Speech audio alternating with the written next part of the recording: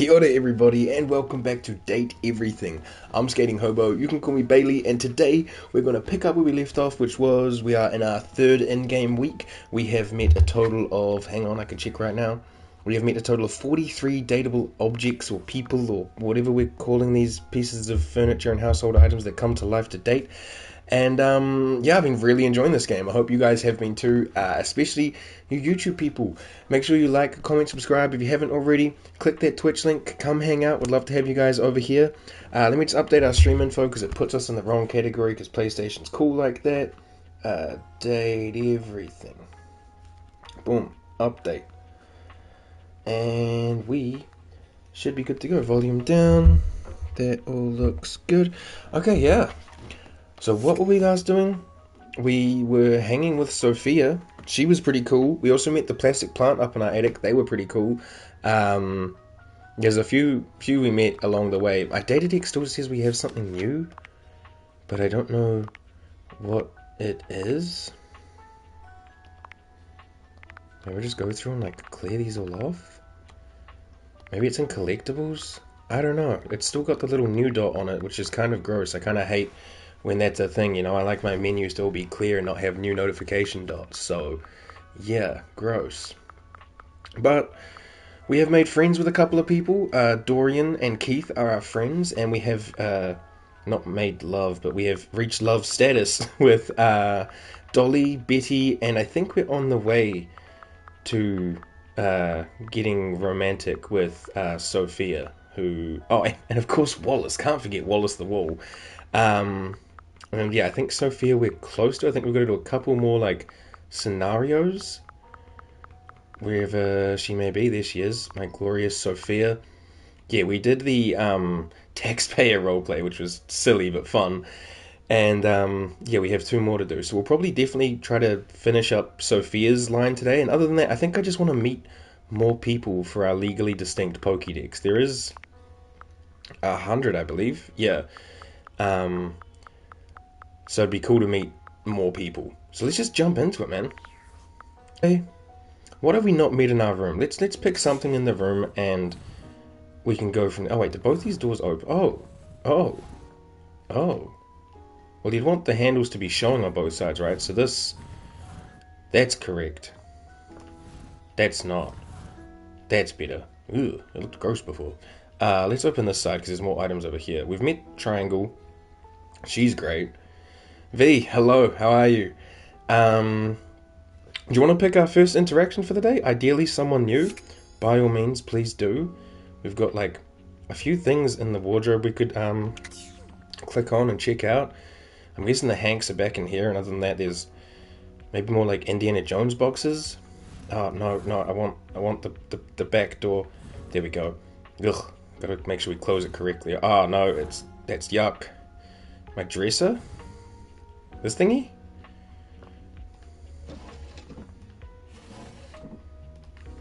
I guess I could meet the dresser itself if that's what you mean.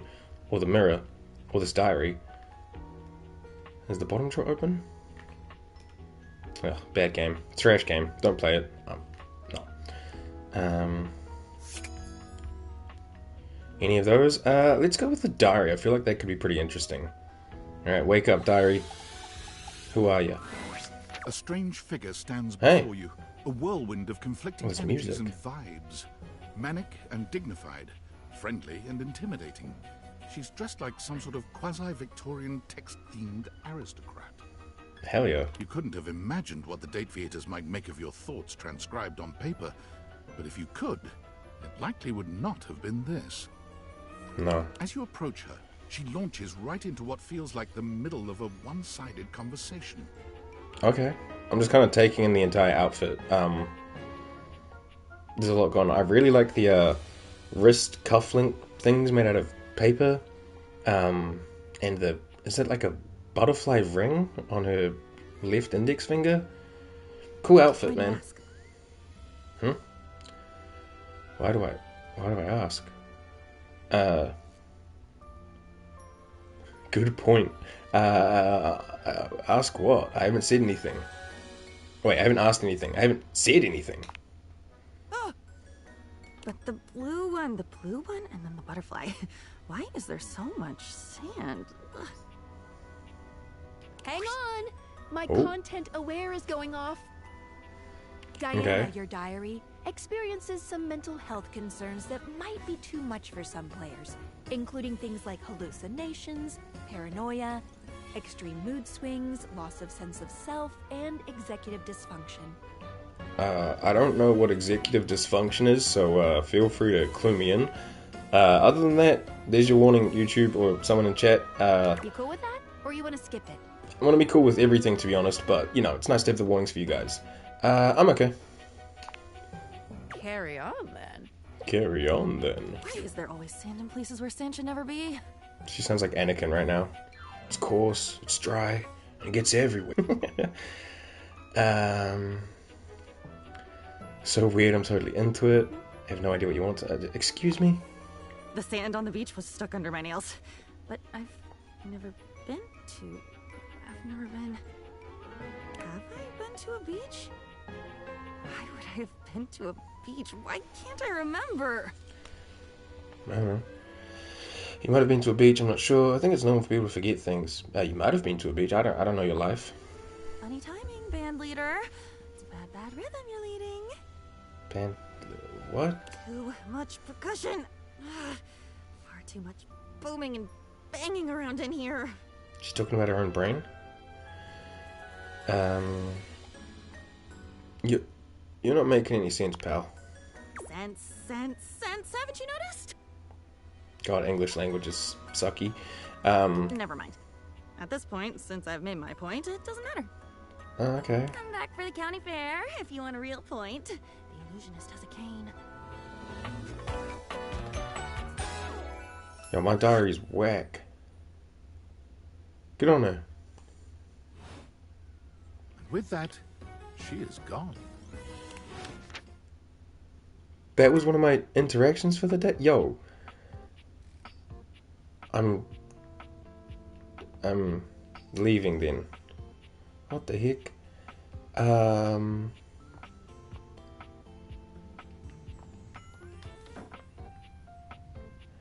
Okay, cool. No doubt. Golly. So I'm guessing this is Tally again. The fan. I don't know if the weights are going to be the same as, oh gosh, what was this guy's name? The sporty dude, who I assume is all of these sporty things around, but might not be. Kind of curious about this bear, so let's meet this bear. Dunk, thank you, Dunk. Yeah, let's meet this bear. There's something so intensely Hey! familiar I like about your the hair, cuddly dude. stranger standing in your closet. Or the hat that has hair on it. Oh, what a The cutie. combination of his massive stature and the soft materials he wears produces an almost irresistible urge to hug him. And the aura of safety he emanates certainly doesn't help. Well. Aren't you a sight for sore eyes? Undateable. Oh, I like the tag hanging off his pants. Teddy, that makes sense. Oh, that's cute. Hell yeah. What's up, dude? Thank you. You are very welcome. You are so kind to express your gratitude like that. I feel like that's a bit of a lost art these days. Yeah. To be honest, feel your gratitude. It feels good. It's one of my favorite things. Right behind fresh hot chocolate, warm in a mug in my hands. I'm not really into like hot drinks, but holding a hot drink, especially on like a cold winter's day, very nice. A cutie of the patootie variety, absolutely. Teddy is lovely. Oh, and munching on a big bowl of popcorn. Oh hell yeah. Ooh, and going for a beautiful, long, slow meander out in the fresh air and taking deep breaths and listening to the trees. Meander, good word. Hell yeah, I do like listening to trees, not gonna lie. There's a lot to love around us, huh? Yeah, for sure. You know, life is kind of beautiful. What are some of your favorite things? Oh man, hot chocolate nut contest. Don't know. I haven't really thought about it. Well, I don't like that we've only got two options. Our character needs to expand their horizons and learn more about themselves. I guess we'll say hot chocolate. I mean, I am pretty partial towards a good hot chocolate on like a winter night. Ha! There you go.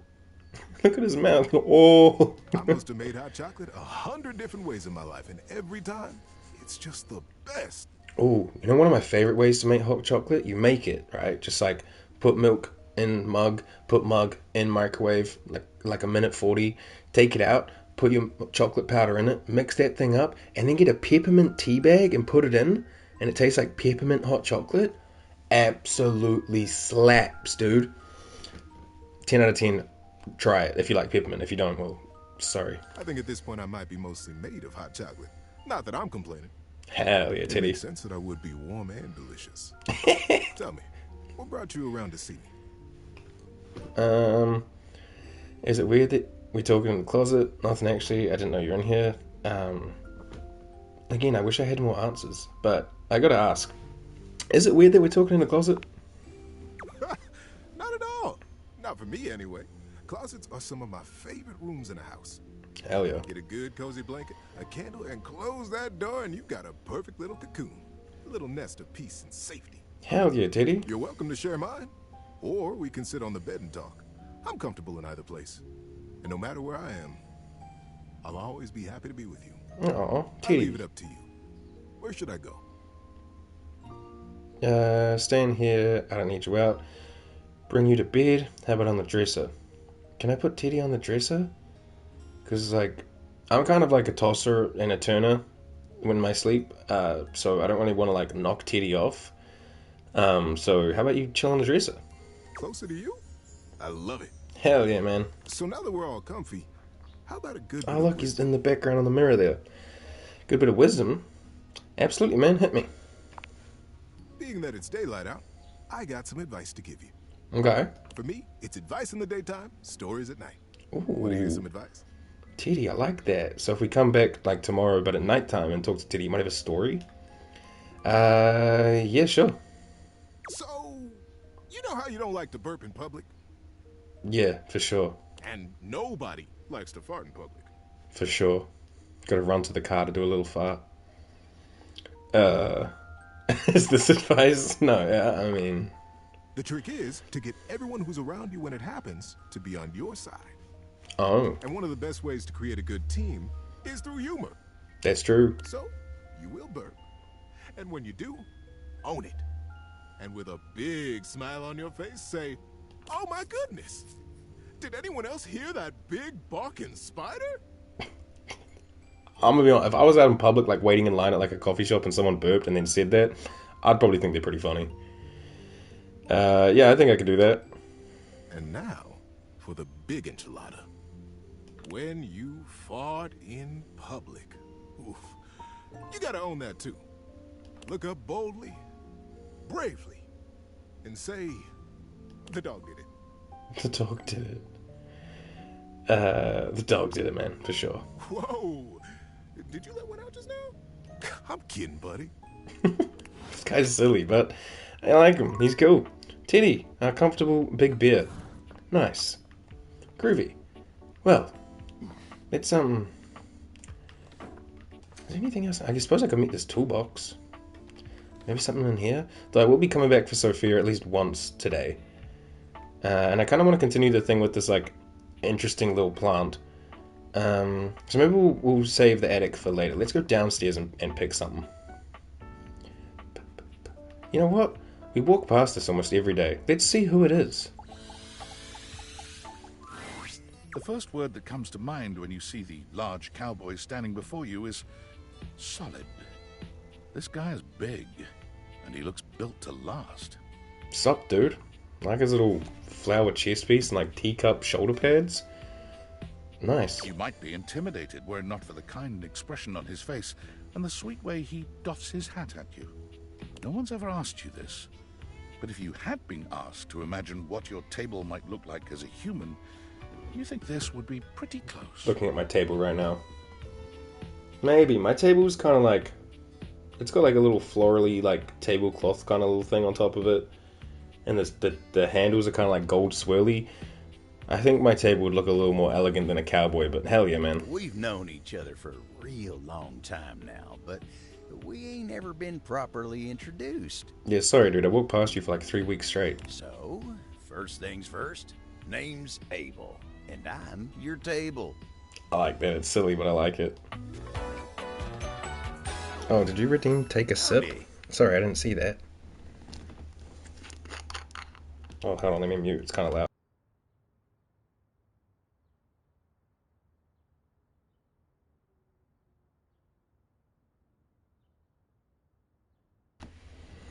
Alright, I'm back. Absolutely slaps, dude. Is that the peppermint hot chocolate? Because hell yeah. I'll post that tomorrow morning. Hey, Abel. I'm Bailey. I'm your human. Nice to meet you. Okay. I suppose I should introduce myself, but I'm your human. I don't really like. Can I do I'm Bailey, nice to meet you? I'll just say nice to meet you. I'm going to assume he knows my name. Pleasure's all mine. Thanks, partner. You know, it's a table. It's my job to hold things up all over the house. Well, you and Shelley would really get along. I do like that his hat has like gaps in it for his hair to stay coiffed. Hell yeah. And I take my job real serious. You and Shelley would really get along. So, if you're here talking to me now, you must need something more than just my support. Do I? I have no idea, man. And if there's one thing Abel's gonna do, it's make sure everyone in this house has what they need. Right on, man. So, what can I do you for? There's gotta be something. I can't get over his jacket. It's so nice. Like, oh, and it's got the little freaking super S on the right bicep. Yo, that's fucking funny. Oh, that's such a cool design. I'm just getting to know everyone around the house. Sure. Do you have dating advice? You're assuming I'm here for you and not just walking around my house. Recognize the voice? Not off the rip, but I'll check the date-a-dex and see if I know who it is. Unless you just want to tell me who it is. Like who else they've been. I'm just getting to know everyone around the house, my man. Oh, yeah? Well, Skylar told me you was getting to know everybody real good. Guilty. Maybe looking to getting back into dating and all that. Dating, huh? Hoo-wee. Dating ain't really my area of expertise, you know. Me, personally, I never was one for casual stuff. Hey, I feel you, bro. If you're looking for someone who knows people, though, you might want to talk to Kopi. Oh, I like Kopi, our Australian little espresso machine. She's good with that sort of thing.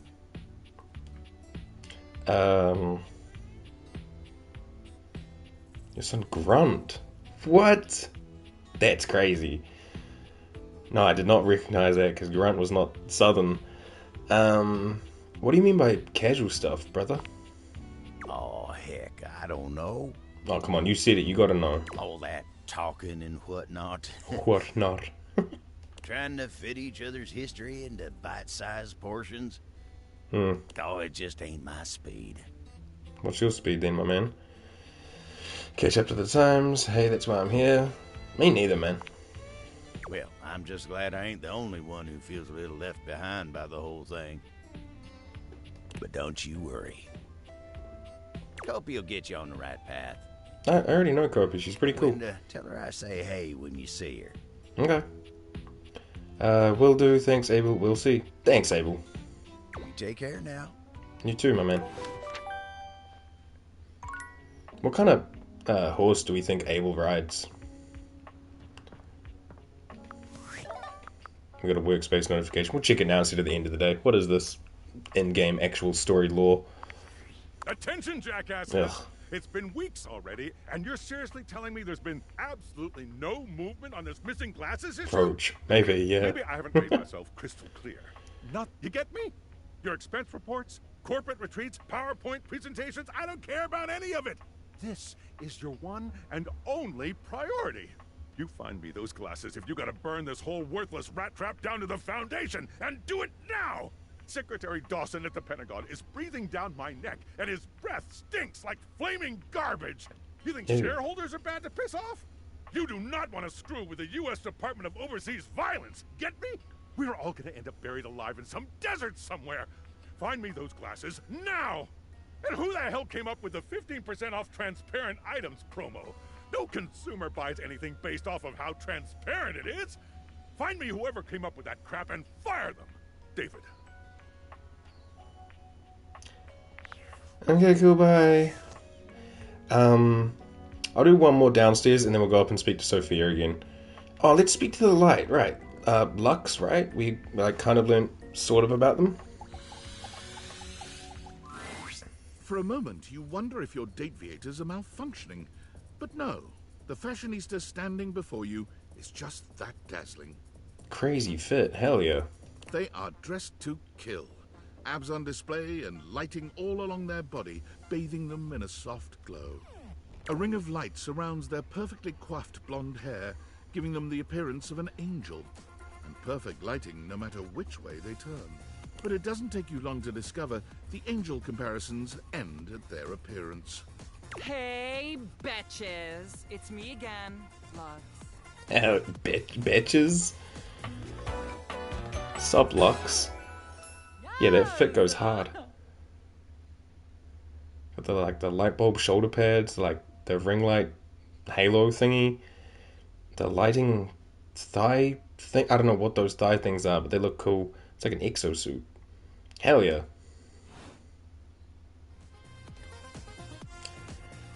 Hi. Hey. I'm not a bitch. Much less plural bitches. You're literally flawless. Hey. Wow. Seriously? Keep it down, okay? Can you not see that I am alive? No. What are you live on? The ring? Sorry, didn't notice. So, anyway, like I was saying, Luxies, this product is literally perfection. I can use it to cleanse and conceal any lines or wrinkles or unsightly blemishes on my glass. This tramway-activated air is ungodly good.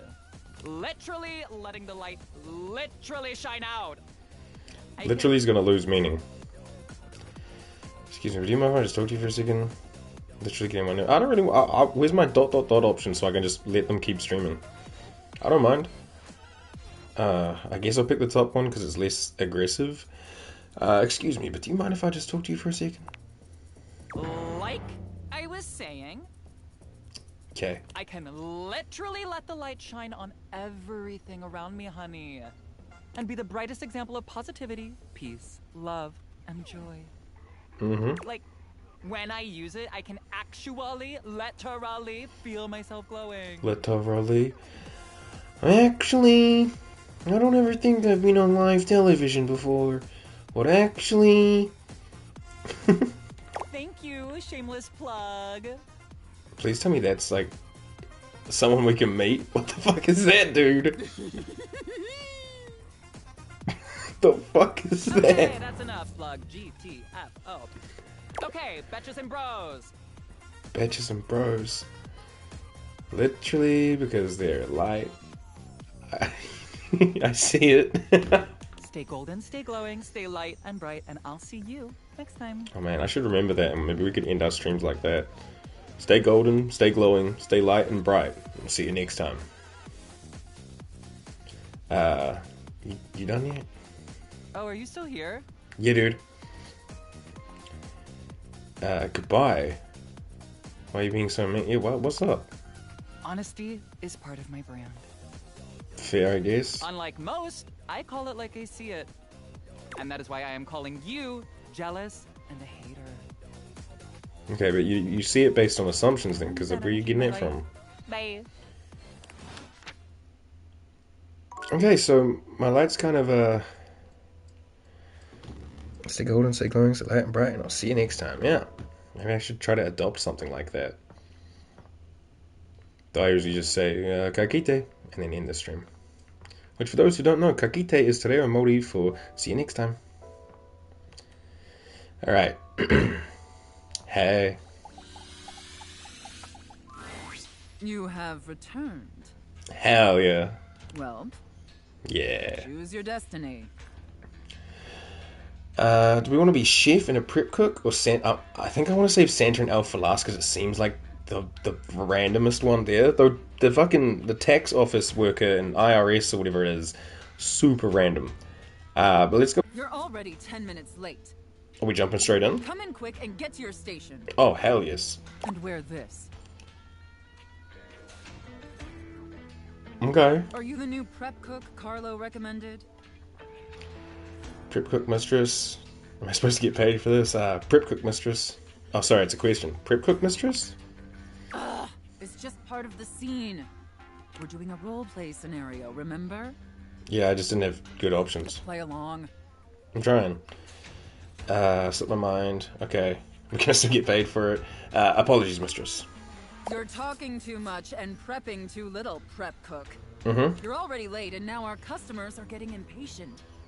Impatience means review bombing online, and review bombing is the first step to certain bankruptcy. Oh, shit. Don't make me regret hiring you. But she's saying it with, like, a blush, so, like, I think she's in the zone. You're right, totally my bad. I'm sorry, just stop yelling at me. Sorry, mistress. You disgust me. Now stop your pathetic groveling and get to work. Hell yeah. Because of your laziness and incompetence, we're already severely behind. The Okay. customers didn't even get their appetizers yet. Here, get to work kneading this dough, if you can even manage to do that right. Okay. Knead it real deep and hard. Do you understand me? How hard and deep is it? Like on a 1 to 10 scale, but including intolerant. Yep. Maybe I didn't make myself clear, worm. In my kitchen, I am the Alpha and the Omega. You exist to serve me unquestioningly and without Hey, hesitation. yo. And at all times, you shall address your superior as yes, chef, and yes, chef alone. Do you think you can get that through your thick skull? Definitely try, chef. Please stop yelling, chef. Yes, chef. Better. Not great, but serviceable. The Jiraiya. Maybe we can mold you into an adequate Excuse me. yet. Now knead that dough. Knead it really, really deep. Wow. Harder, prep cook. Hey, yo. I want to see the beads of sweat glistening on your anxious brow. This one might not make it to YouTube. I don't know. Yes, chef. I love kneading your bread. Aye, aye, captain. I'm kneading as hard as I can, given my arthritis. What the fuck? Yes, chef. I love kneading your bread. Very good, prep cook. Apparently you can follow orders when properly motivated. All right, enough with the bread. Hey, yo. I need you to move on to preparing the main course, the turkey. Turkey? She gonna start talking about stuffing or whatever? Here, take this stuffing and push it deep inside the cavity. Is this safe for the fucking stream? Jesus As Christ. deep as you can possibly go. Well, my face. I can see my face. It's all fucking bright red. This is Can something my else. little prep cook manage that painfully simple task? Yeah, if Vash could hear what's going on right now, he's asleep in a ball. But if he could hear, he would be shocked. The first time for everything, I reckon. Seems plausible. Linguini? No linguini. I'm so locked in. Yes, chef. Well, what are you waiting for? Get to work! That's it, my little prep cook. Take that stuffing and shove it deep inside that turkey. So deep. Fill that turkey up with those steamy, moist breadcrumbs. Jesus fuck, what are we doing? Shove them as deep as you possibly can. I was born for this. Wait, so is this Thanksgiving? Yes, chef. Now quickly, slide the bread and turkey inside the oven. But first, make sure the oven gets super hot. We need to make sure the food gets thoroughly cooked after all. Mm-hmm. How hot is the oven, prep cook? Oh god. So hot, chef. I gave myself a 3rd-degree burn, so I'd say pretty hot. 425 freedoms? I don't know how many freedom units is in Celsius, but it's so hot, chef. Now that is a very, very hot oven indeed. Good work, prep cook. Maybe you're not entirely a pitiful, worthless drag on this business after all. Oh, that one didn't even pop up. What is that? I can't tell what that is. Thank you, Chef. By the way, while you were toiling away on your pathetic excuse for dinner, I was busy creating one of my world-famous desserts. Oh, shit. They're exquisite and delectable works of art, as I'm sure you're aware. Is it? Oh, I'm gonna get close to my phone now. I can't even see these things. It's like a cat on fire, a reindeer on fire, some person with green hair on fire, and a starion on fire? I think. Hell yeah. Yes, Chef. Now, normally, I wouldn't allow someone as insufferable as yourself this honor, and especially not on their first day.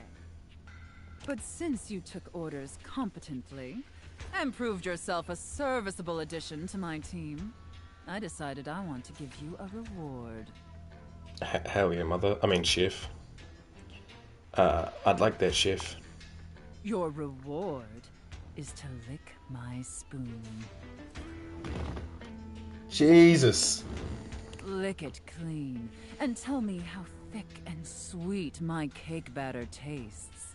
Hey, yo, we've been streaming for 30 minutes. This is...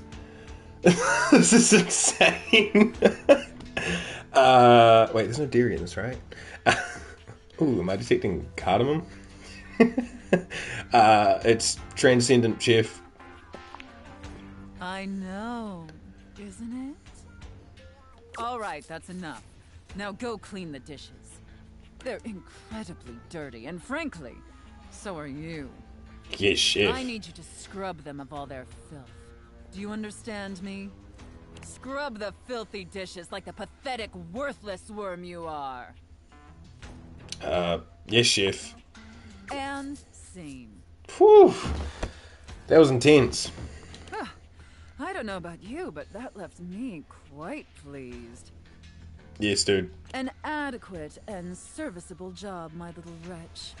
Tell me, did you find it as satisfactory as I did? Probably more, not gonna lie. Absolutely, thank you, mistress. It was okay. Terrible, the whole B plot was undercooked. Absolutely, thank you, mistress.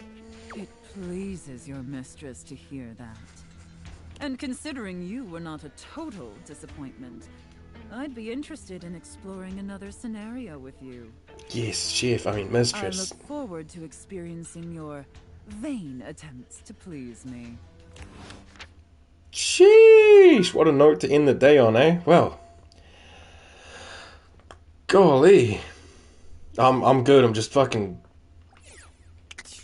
There was a lot. Can I stand? Probably not. Need more water? I'm good. Golly, what a roleplay. Alright, well, today we met Abel, rootin' tootin' cowboy, Shelf. Very nice, cool guy. We've met Abel, a solid rustic fellow who strikes you as being a bit old-fashioned. He sent you to see Kopi to set you on the right path for dating. Abel is sturdy and dependable with rustic sensibilities. This table is happy to support your needs, rain or shine, and most of the others consider him to be a steady, calming influence despite his reluctance to talk. He takes pride in a job well done, which takes as many different forms as there are tables in this house. There are 8 tables in the house. He likes steadiness, protection, exotic furniture from distant lands, and dislikes tomfoolery. Hell yeah, brother. We met Lux. You've met Lux, an insufferable influencer whose fabulous appearance seems to conceal a vapid, self-obsessed narcissist who talks about themselves in the third person. Come back later and see them again. Or don't. Whatever. It might be cruel to say that Lux is vapid without subs once you get below the surface, but it would be cruel to objective reality to suggest that this isn't true. Lux's claim to fame is that they have a whole lot of followers on Instagram, 2.5 million to be exact. Did Lux buy some of those followers in the form of bot accounts from unspecified countries? Sure they did. Does that infringe upon Lux's intense pride at their number of total followers? Of course not. Lux's brand is centered around the concept of the light within, encouraging the followers to find their inner light and shine it brightly for the world to see. However, Lux's obsession with their image and online persona has made them increasingly self-centered and insufferable. Yeah, I got that vibe. Michael Laws. I forgot to check Abel as well. Likes themselves, good lighting, and high engagement. Dislikes interesting conversation, long-form content, and legal action. Abel is voiced by Steve Blum. Hell yeah. We met Diana the Diary. Diana appears to be confused about where her personality ends and yours begins. She still speaks in something resembling your stream of consciousness. You've met Diana your diary. She appears to be partially, completely, insane. Diana does seem like she might be too much to handle, a little chaotic, or even scary, but I have a feeling with a little sifting and a little patience, we might get one heck of a butterfly out of that tangled cocoon. She likes pargles? Pargles? I don't know what that word is. Wisdom and drusset? Dislikes da da da da. Okay, Diana. And of course, Sophia. We did the IRS thing. Okay, middle one. Last time you role-played as the head chef and her new prep cook. Come see Sophia again for more, you miserable wretch. Hell yeah, and there's our new unlocked outfit, the sous chef. Thank you, mistress. See, some of those kind of clips I don't know if we'll be able to upload to like YouTube or TikTok or whatever, but I can still have them in my pocket. Well, what a way to start the day, start the week, start the stream. Bedtime. Hey, Betty. A beautiful day. So I think I want to see Teddy at night to hear a story. So we'll probably come back at the nighttime to hear from Teddy. Rug's not a thing. Let's have a look in the old bathroom. I suppose eventually I've got to meet the toilet. I'm kind of putting it off because I worry about what the fucking toilet's going to be. We could also meet Lou Roll. Got Rebel and I cannot remember the bath's name, but the bath was kind of cool. She wanted friends. We met the makeup last time and they were pretty cool.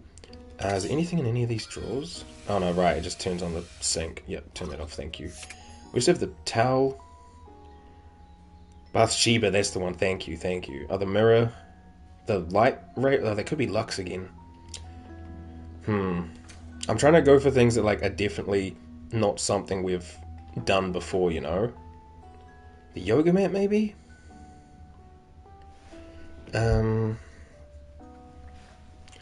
Have a suggestion if you need it? Yeah, by all means, please do.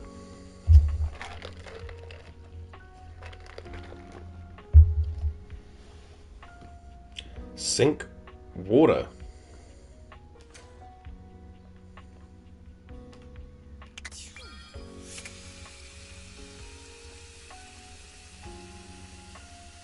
Like the faucet? Or like the physical water itself? I guess the physical water itself?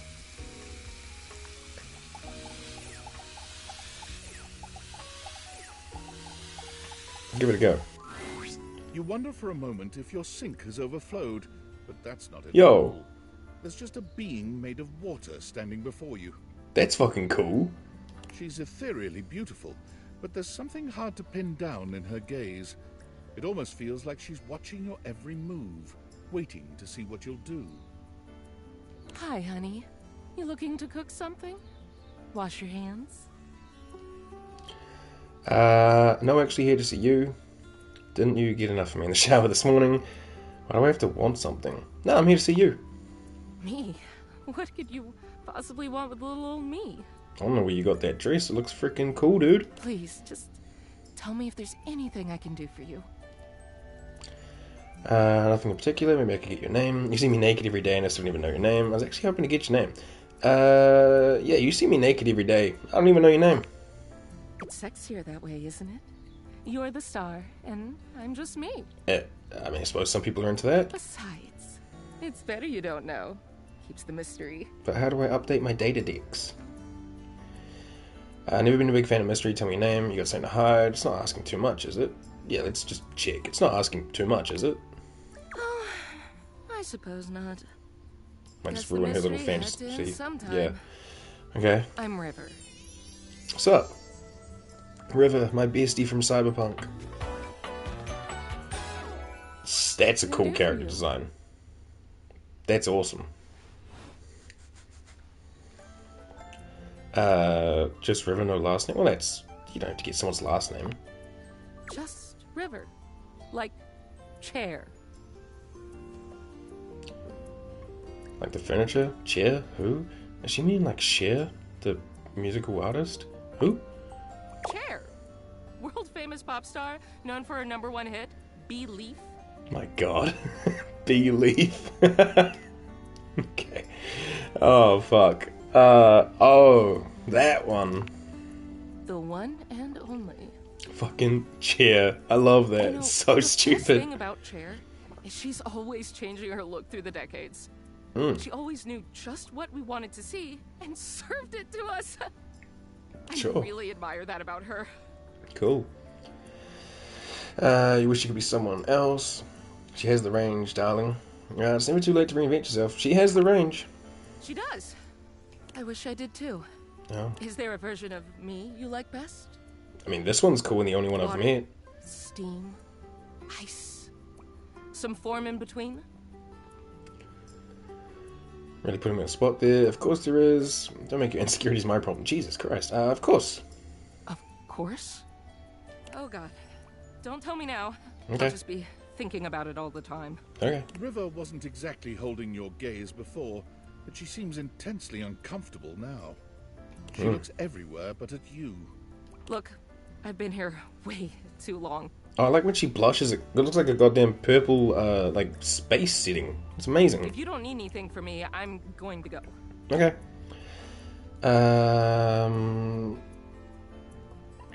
Maybe we'll see if she'll wait. I don't really want to, like, impose, though. Wait, please. She is gone. Okay, thought so. Doesn't matter what we say there. Well, let me, let River go free. Nice to meet you, River. Damn, that's cool. I think I'm gonna try the yoga mat, but I worry it might be Duke again, because he was the ball. Yoga mat, who are you?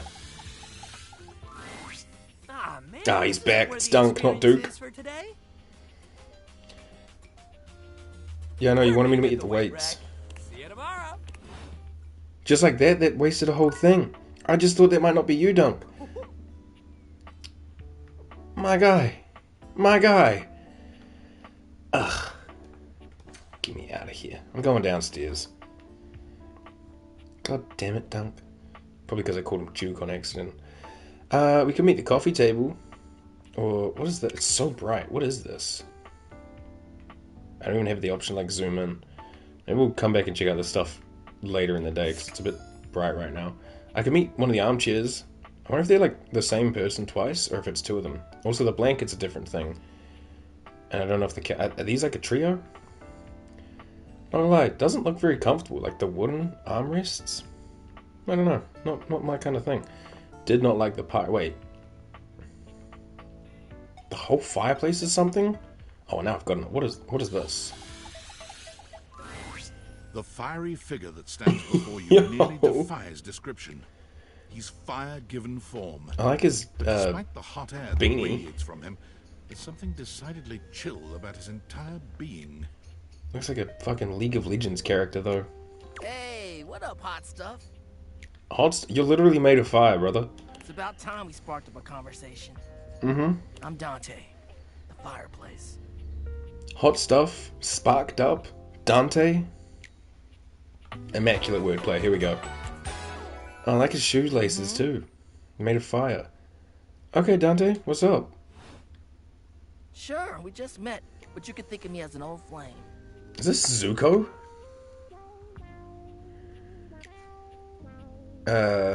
You've been expecting me? Of course. The hearth is the heart of the home. Oh my god, it is! That's amazing. Kinda get me fired up too. Honestly, just so I can hear Zuko flirt? Yeah, man. Nah, not like that, little freaky deaky indoor dork. Fired up to teach. Oh, okay. And you need my help. You don't want to do like an Agni Kai or something?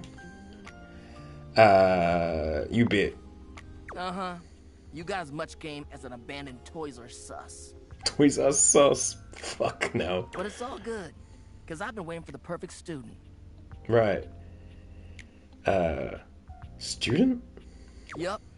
If you really want to up the ante in this love hunt, you need to work on your pickup lines. So true, dude. I do not have game. I'm not really looking to fall in love with anyone. Oh no. Pickup skills? Yup. Yup. It's not always gonna be so easy as firing up those specs and talking someone's ear off. Be it love, friendship, or hatred. I don't know if I've mentioned it on stream before throughout any of the playthroughs, but I fucking love Avatar: The Last Airbender. The sizzling art of the pickup is all you need. I'm the master, and you're the perfect human to pass the torch to. Our pickup line's kind of cheesy. You really think I'm worthy? Hell yeah. Just look at you. I did. Now You're what? the exact right amount of smooth and rough around the edges. Like a piece of firewood. Full of potential. But right now, you're also kind of a soggy stump. I can make you crispy, baby.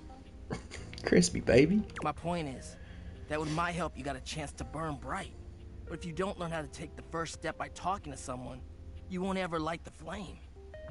Damn, kind of deep, Zuko. Sounds good. No sweat, hot stuff. I think it's time we start the first lesson. If you can handle the heat, that is. Okay. Oh, I don't have 50 charm. I have no charm, actually. I am charmless. Bring it on. Hell yeah! Oh, he ripped his little heart. It popped out his Tell you chest. what, let's start with some punny pickup lines. See what I'm working with here. People do be liking puns. So what do you think? You up for it? Fire away. Seems like you're already getting the hang of this. All right, how about this? What up, hottie? Got a light? Because I think you just might be my perfect match. Jeez. Huh? Huh? What'd you think? What I think is it's so strange hearing Zuko say stuff like this. Oh, empathy. Is there something going on that you'd like to talk about? Interesting. Pretty dang good. It'd probably work on me. See? It's fun, right? Yeah. But I just can't send you out there with my trademark material. I gotta show you how to come up with your own. Teach a man to fish and all that. For sure, for sure. How would you mix it up? Stir the coals, you know? Change the opener, change the punchline. Change the punchline. Okay. So what would you change it to? Got a light because you're smoldering. Got a light because you're about to get me fired by HR. I wish I had more sass, but alright. Oh, damn. Yeah, that... Somehow you managed to make that unfunny and... Yeah, that sucks. Congrats. Anyway, that shit doesn't even matter. You see, that was all a trick question. Or a lesson, I guess. I was just trying to show you that pickup lines can be corny and fun, but not always the perfect opener. Like on dating apps, got to start the combo somehow. As on, show me a pickup line just to show me that it doesn't work. As long as you're not relying on them, that can be pretty fun. Now you're getting it. Tell you what, I'm gonna teach you how to make connections in a deeper way. Okay. And your first real lesson in the art of the pickup isn't about some magic one-liner. For real. You're gonna learn how to open the gates of someone's heart. Get to know their soul, you know? Deep. You ride with me and you're gonna learn how to be smooth, but in a sensitive way. Okay. I call this style the way of the flame. Of course you do. Think you can handle it? Yeah, man. Bring it on. Alright! I'll give you a day to cool off. See me later for our next lesson, you little firecracker. Later! Later, dude. Oh, that's fucking cool. That is so cool. Hell yeah. We have 2 left. I'm going to go see Sophia and Teddy because I want to go through all of Sophia's today's stream, and Teddy had a nighttime story for us, which I am curious about. Alright, mistress. I'm back. Wait, will she get angry at me that it's not like nighttime? I don't want to disappoint her. We'll risk it. You have returned. Well, choose your destiny. Mm-hmm. Santa and Elf, baby. You, elf, come here. Ho, ho, ho. Hey, yo. Yes, mistress. Of course, mistress. 2 6. I just gotta check my socials real quick. Of course, mistress. Mistress? I have no idea who this mistress is that you're referring to. My name is Santa Claus, which you, seeing as you are an What did she elf, call me? are obviously quite aware. Oh, yeah, So for stop sure. these absurd shenanigans immediately. We've got an enormous amount of work to do. How is she gonna make Christmas sexy? Let's go. Dress yourself. Oh. With some kind of like ribbony straps, a little jingly bell collar, a hat. Okay. Right on. That leaves not much to the imagination, but hell yeah. And the clock is ticking. Yeah, Santa. Can I just say you're banging, Santa? Alright. Right. You're Santa now, gotcha. Yes, Santa. Very good, Elf. Now, as you are well aware, it's Blissmas Eve. Blissmas Eve. Ah, of course. But in Yeah. case you hadn't noticed, we're in crisis mode here at the workshop. Oh. What happened, Santa? Not on Blissmas. You're right, totally hadn't. Oh no, what happened, Santa?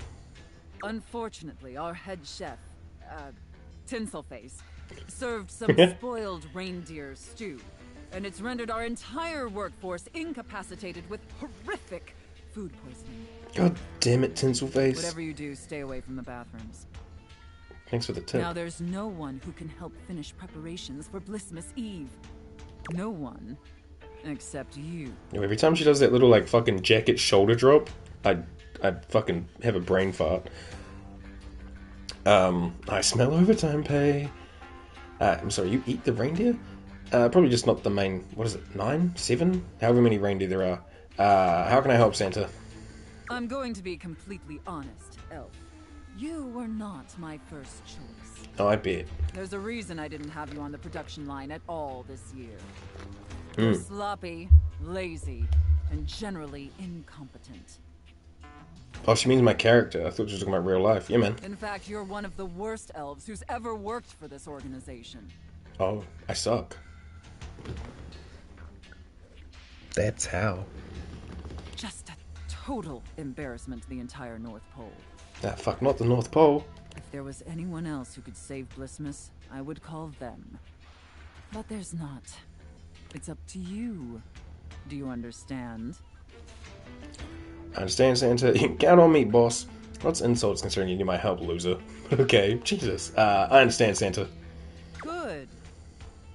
All right. First, let's take a look at your workstation. Dear God. This is where you work? This is a sty. It's pretty tidy around here, but okay. Moldy gingerbread houses, Ew. half-eaten candy canes. Ew. I've never seen such a nasty, unkempt, unprofessional workspace. Yeah, that's pretty gross. You are beyond disgusting, and you should be deeply ashamed of yourself. Hangs head in shame. Tell me how ashamed you are, Elf, or you're fired. Deeply ashamed, Santa. You're absolutely right, Santa. Real sorry, bro. Get a wet vac. Look, dude, I'm trying my best. Deeply ashamed, Santa. You're absolutely right, Santa. Such a pathetic and insincere response. Sorry. It's painfully clear you're not taking me or this position seriously. And you're insulting every hard-working elf that does. You must be punished for this insolence. Hell yeah. Here, take this old, gross, half-eaten candy cane and lick it until there's nothing left. Here we go again. Please reconsider, Santa. This is covered in dirt. Oh, hell nah. Please, reconsider, Santa.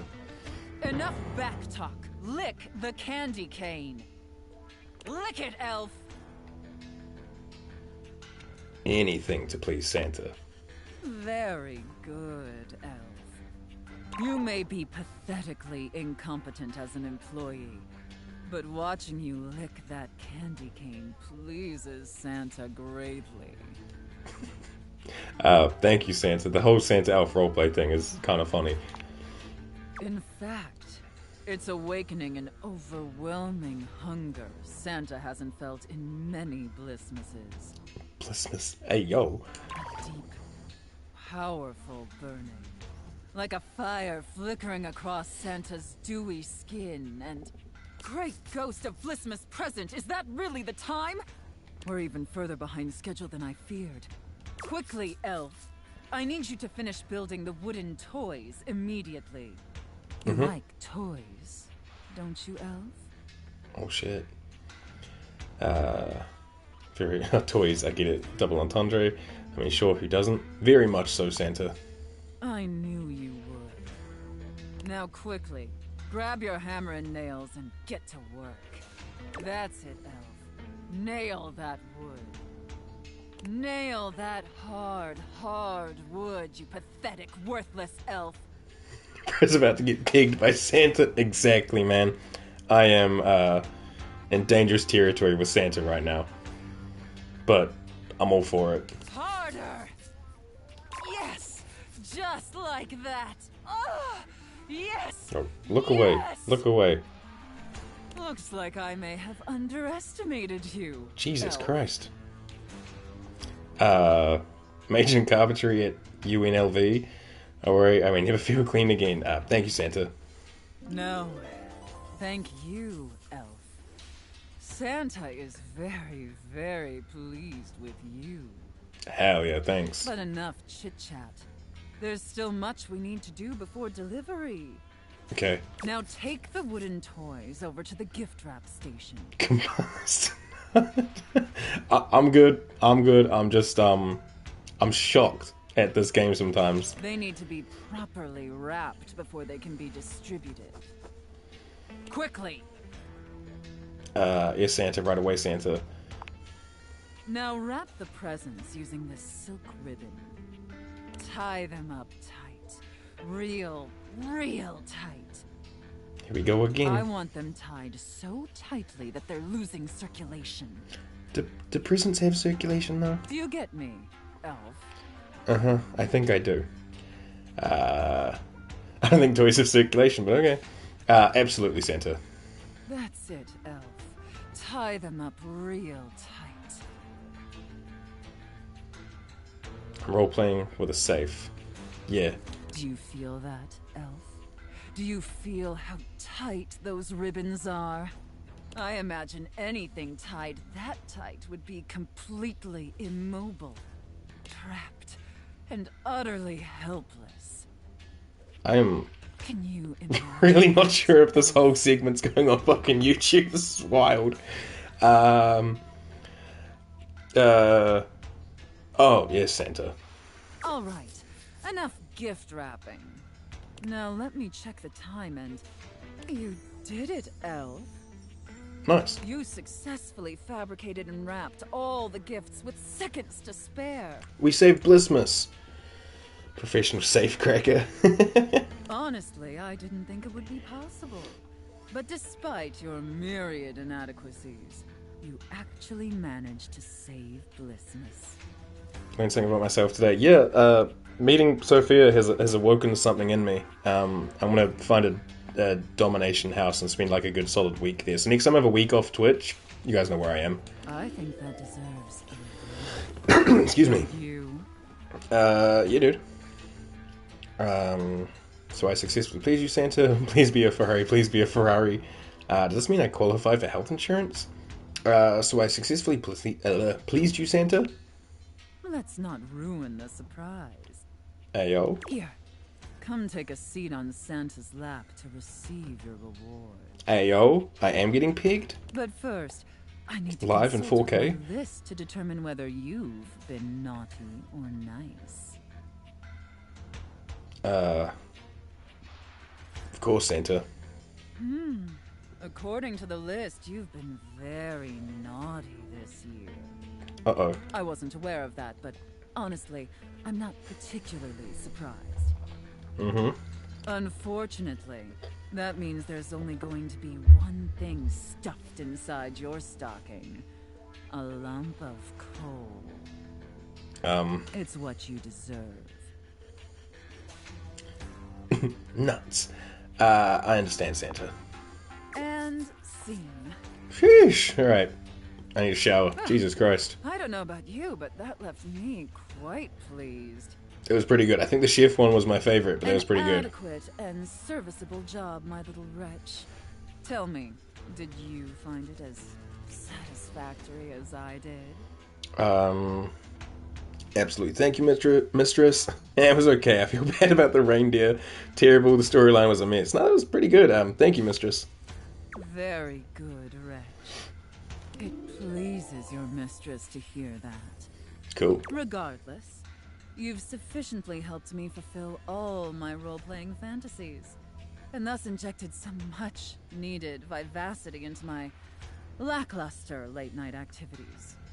Happy to help. And it appears, despite my initial misgivings, that you have proved yourself a satisfactory plaything for your mistress. Cool. Thank you so much, mistress. Honestly, and I can't believe I'm saying this, I think you and I could be even more. Let's go! Don't get me wrong, putting on this persona, building relationships with this specific dynamic, it's a lot of fun. And I love helping my little wretches fulfill their fantasies. But it's only one side of me. Fair. It's definitely the side I show the most, but that's partially because I've never really found someone I felt comfortable enough with to share all of me. Oh shit, we're getting deep Sophia lore. Until now. So what do you say, little wretch? Shall I give you the passcode to my chassis? Mamma mia. I'd love nothing more. Maybe I'll use my safe word just to keep us as friends. I'd love nothing more, Sophia. Boom! We have made... Well, not made love. We have reached love with Sophia. I guess we probably did make love by the way she was... Chassis anytime, my little wretch. Or unlock her chassis anytime? Let's fucking go. What do we get for that? A little bit of sass. Nice. Hell yeah. And there we go. We have reached love status with Sophia the Safe. I need a fucking shower. Golly. Alright, we have one left, and I wanted to hear one of Teddy's stories, so let's speak to Teddy again. Hey man, wake up. Oh, this one. This is the biggie, buddy. It's a good one. A biggie buddy? Can't wait. The Great Constructing of Beaver Proudtail. Okay, everyone grab a hot chocolate and some popcorn or whatever. Teddy's going to tell us a story before bed. It was very early in the morning. Oh. A cold and foggy day. A very long time ago. The spine on that book. Isn't there like books in real life that have that? Like the golden spine? I swear I used to have like tons of those when I was a little kid. My nan would like read me one before bed or something. It's like unlocking like a very faint memory in the back of my head. Hell yeah. Young Beaver Proudtail was walking quietly and efficiently through the dugout tunnels of his den, his trusty stick tucked confidently under one arm. It was at this time every morning that the young beaver made his rounds, through the whole den where his colony lived, and then up and out the riverbank, where the world he knew, the world he vigilantly protected, met the strangeness of outside. His large tail balanced him expertly as he climbed the long entrance tunnel to the surface, occasionally using his dignified stick in an undignified manner to scramble up the pathway. As he heaved himself out onto the bank of the river, Beaver's attentiveness grew even more acute. It was dangerous to be outside alone. The Great War with the colony across the river had been going on for as long as he could remember, and a fair bit of time beyond that. Great Beaver War? It seemed like there had always been the war. He couldn't remember any outright battles or even any scrappy skirmishes, but they were definitely at war. He was sure of it. For a moment, he almost asked himself what the war was even about. But he forgot to finish the question. He was very young, after all, and what did it matter?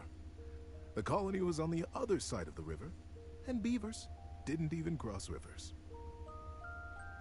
He smartly tucked his stick back under his arm and began his patrol. So many steps this way, a scrutinizing scan, and so many steps back. But today, something was different.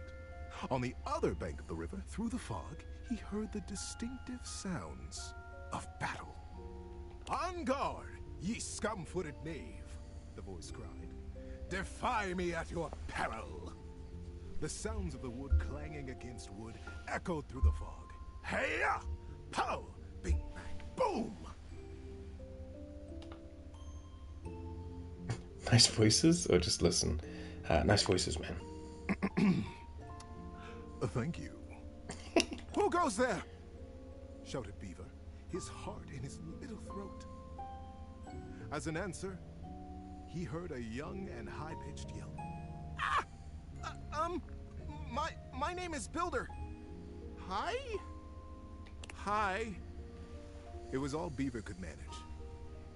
He was talking to another creature, a stranger, and a stranger from across the river at that. How many times had the Colony Council, the Denizen, warned him about the dangers of this? It was strictly against the rules. Oh no, Beaver the had rules. always followed the rules. Yeah, made up story, but I thought he was going to tell us like a story about something he knew. I didn't realize he was actually just going to read us a book. It's kind of cool still, but like not what I expected. Hi! The voice came careening back across the water. What's your name? Beaver heaved a deep breath. Whoever this builder was, Beaver was not going to be shown less brave than he. I'm Beaver. Beaver Proudtail. Happy Pride. Well, hello, Beaver Patton. Builder Jumpfoot's my name. I'm playing at war. Want to join me? I most certainly do not, cried Beaver. Playing at war? War is serious business, not for playing. My colony is in a war right now, and I'm going to be a general when I grow up. I'm going to win that war. You'll see. Oh, gosh. Sighed Builder. I sure hope you do. My colony is in a war too, and I'm so tired of it. That's why I made it a game. Games are so much less boring than warring all the time. The pieces began rapidly whirling around in Beaver's mind. Builder's colony. He's at war too. Right across the river. He realized he was talking to a beaver from the colony across the river, his sworn enemy since birth. Just then, the wind blew a gentle clearing in the fog, and the two young beavers saw each other for the first time. They could have been twins. Bright black eyes, thick tails, strong sticks, embellished with their colony colors. Whoa, not this game saying all beavers look the same. Kind of fucked up, dude. Builder's face broke into a broad grin. You look just like me! Scoffed Beaver. I'd say you look just like me. Builder laughed. The two regarded each other in amazement for another moment. It was the first time either of them had seen a denizen from the other colony. This is a long book. Builder leaned down and hefted up a perfect pebble from the riverside. Not too big, not too small. He tossed it up. With perfect timing, he swung his stick easily, and Beaver heard it crack as it met the pebble in midair and sent it winging across the water. This is also kind of the story of Hashirama and Madara from Naruto. Their families were constantly at war, and they lived on either side of the river. Very similar. Instinctively, Beaver reached out and caught it in his paw. Now he was accepting contraband? What would his parents say? It's a rock, my guy. I wonder. But, upon inspection, the pebble was quite beautiful. It had a single bold red stripe around it, and it was wet from the riverside mud. His young mind decided that he would keep it. He would keep it a secret, of course, and that was all right. The denizen didn't have to know everything. The clearing and the fog began to fill with thickened air. He looked up, suddenly anxious to lose his new friend. Friend? Huh. How quickly that had happened. And there Builder was, smiling and waving. Maybe we'll play together again soon, he offered. Beaver gripped the pebble and nodded. Yes. Yes, maybe. One day. And then Builder was lost. And then Builder's gonna kill like Beaver's younger brother, so then Beaver's gonna go across the river to find out who killed his younger brother, and then they're gonna have like an all-out war and then fight for the next like 50 years of their life before they invent and build the Hidden Leaf Village. Yeah, I've heard this story. Beaver finished his patrol and took his new experience, his pebble, and his smartly tucked stick back down to the colony. Oh shit, all these clips just loading in. Hell yeah. I love the fucking silly URLs that Twitch decides to give these clips. It's great. How you doing, buddy? Need a break? Need a break. This is fun, I'm so bored. I'm not gonna lie, I am so bored, but I don't want to be rude to Teddy, so yeah man, keep going. Many seasons had passed since Oh that shit, he morning is gonna when just keep Beaver going. Proudtail, all grown up, marched through the tunnels of his colony toward his audience with the denizen. You ever know, like, little kids, like maybe like a cousin or a nephew or like one of your friends' kids or something? Like, I don't have kids, so. But they ever come up to you like, oh, can you read to me? And you just fucking pray the book is not this long. You're like, please, like, a sentence or two per page and like 10 pages, I'm in. This, I'd be like, oh, I actually need my glasses. I forgot them. I don't wear glasses. But that's a good trick to tell kids. Tell them you need your glasses. And then if they ever see you reading without them, just say you're wearing contacts today. So, there you go. But yeah, hate when little kids have books that are like a whole fucking novel. I'm like, man, just get one fish, two fish. Come on. Today was the day he'd been anticipating his whole life. Today, he would be made Yeah, I'd lie to a child. general of the colony, and he'd finally have the chance to present his machine. I've lied to a child before. What do you think Christmas or Easter or losing teeth is? It's lying to a child. See, the machine he envisioned was a daring one. He was prepared for pushback and doubt from the council. The longest, in particular. The longest had been the leader Oh, he's going Super Saiyan. for most of his life. And she was not always interested in things new or unfamiliar. Beaver's machine was both. But he believed in it. And he was determined to persevere.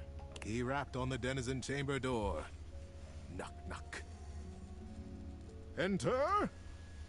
He took a deep breath and pushed. Oh, like me with Sophia and the turkey stuffing. Hell yeah. My goodness, Beaver, sighed the longest, brows knitted. This machine is quite an undertaking, and you won't even tell us what it does. Yes, ma'am, Beaver nodded. It must be kept a secret, for now, but I promise it will conclusively end this war. The longest considered. Normally, I would say no. Unfamiliar can be dangerous, and outright new, well. She stroked her silver-gray whiskers. The other council members watched her reverently. But we have all seen the construction beginning on the other side of the river.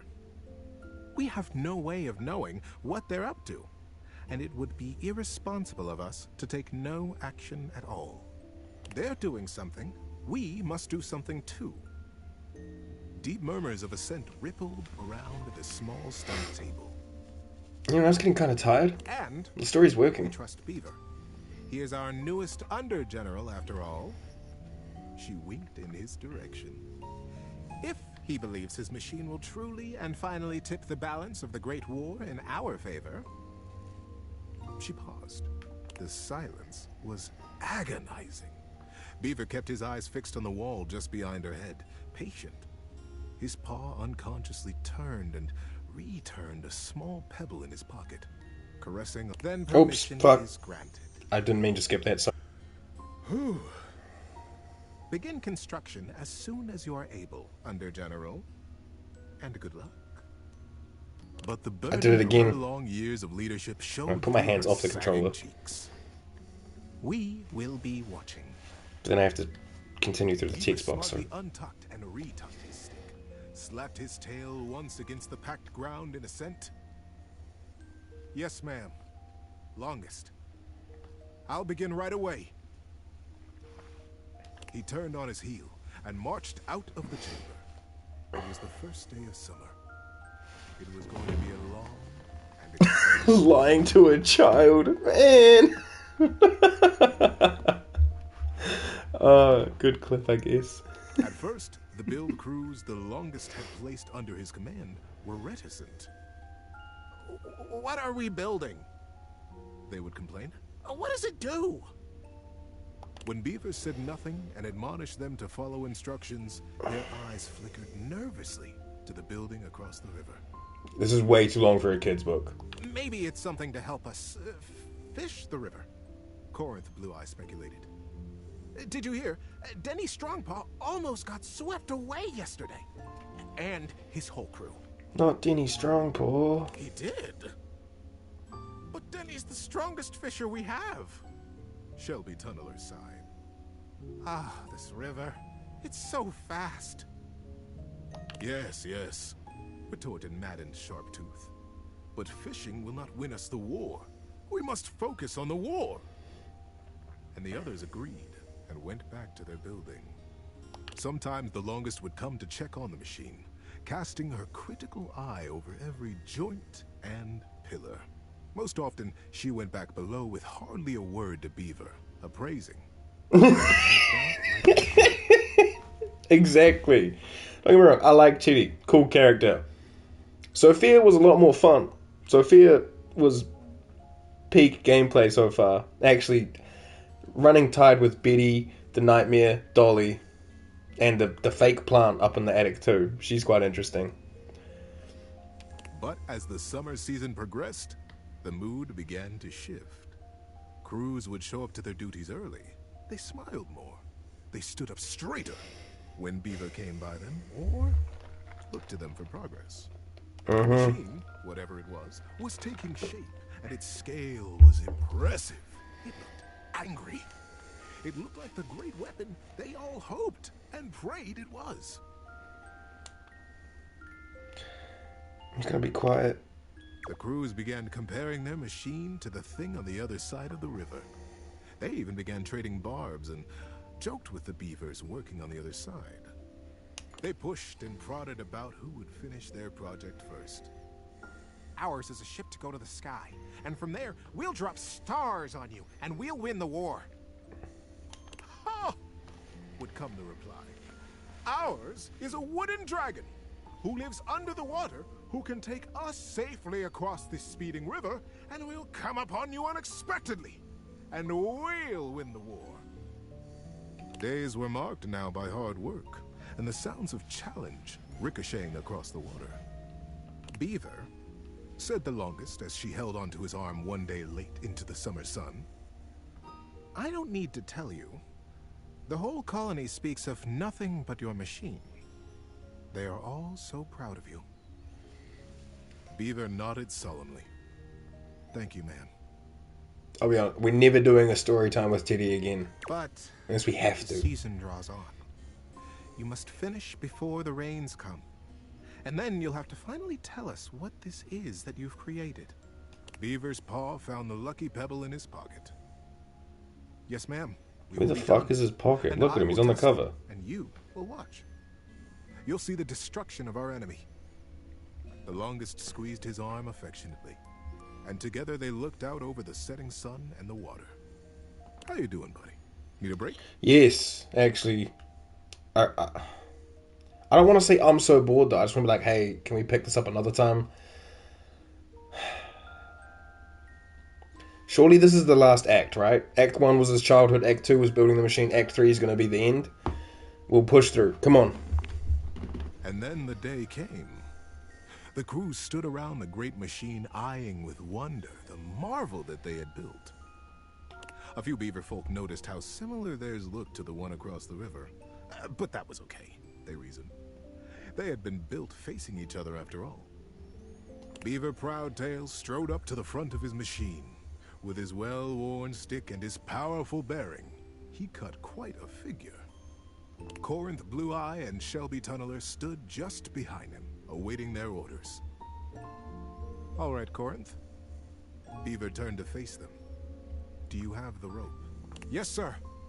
Corinth turned to Shelby, who produced the end of a long length of woven rope from a basket in the base of the machine.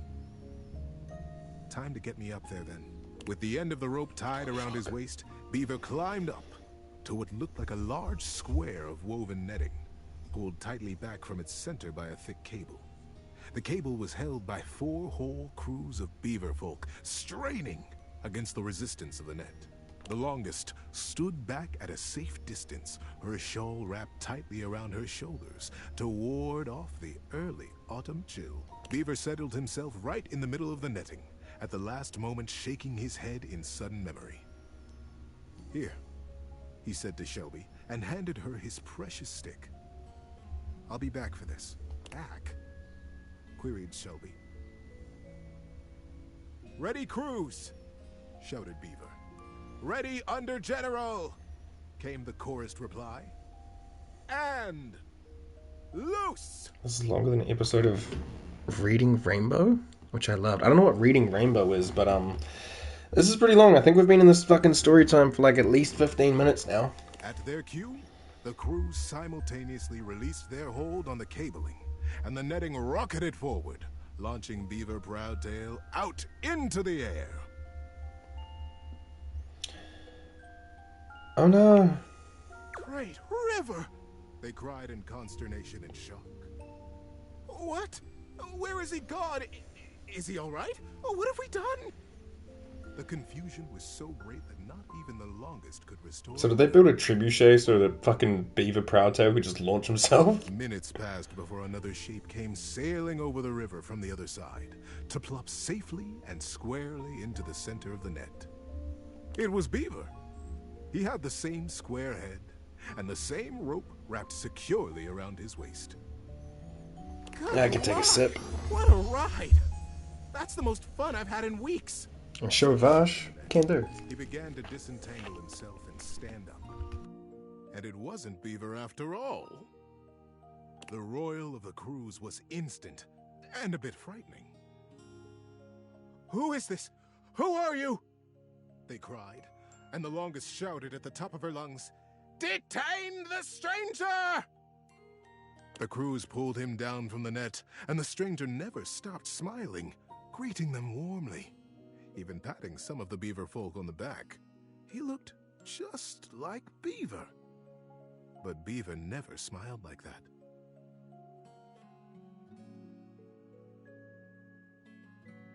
Beaver hardly smiled at all, come to think of it.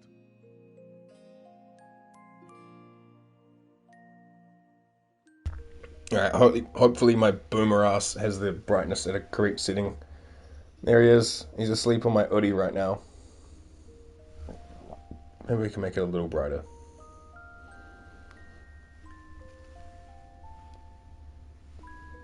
Yeah, there he is. It's like he sensed the photo because he just woke up and started bathing himself. But there you go, there's Vash Weenie, my little cow cat. Let me just reopen Steam, not Steam, Twitch. He wants to be famous? Yeah, except every time I try to take a photo of him, he like gets shy. I can understand your confusion, said the stranger genially. Beaver and I looked so much alike, even when we were kids.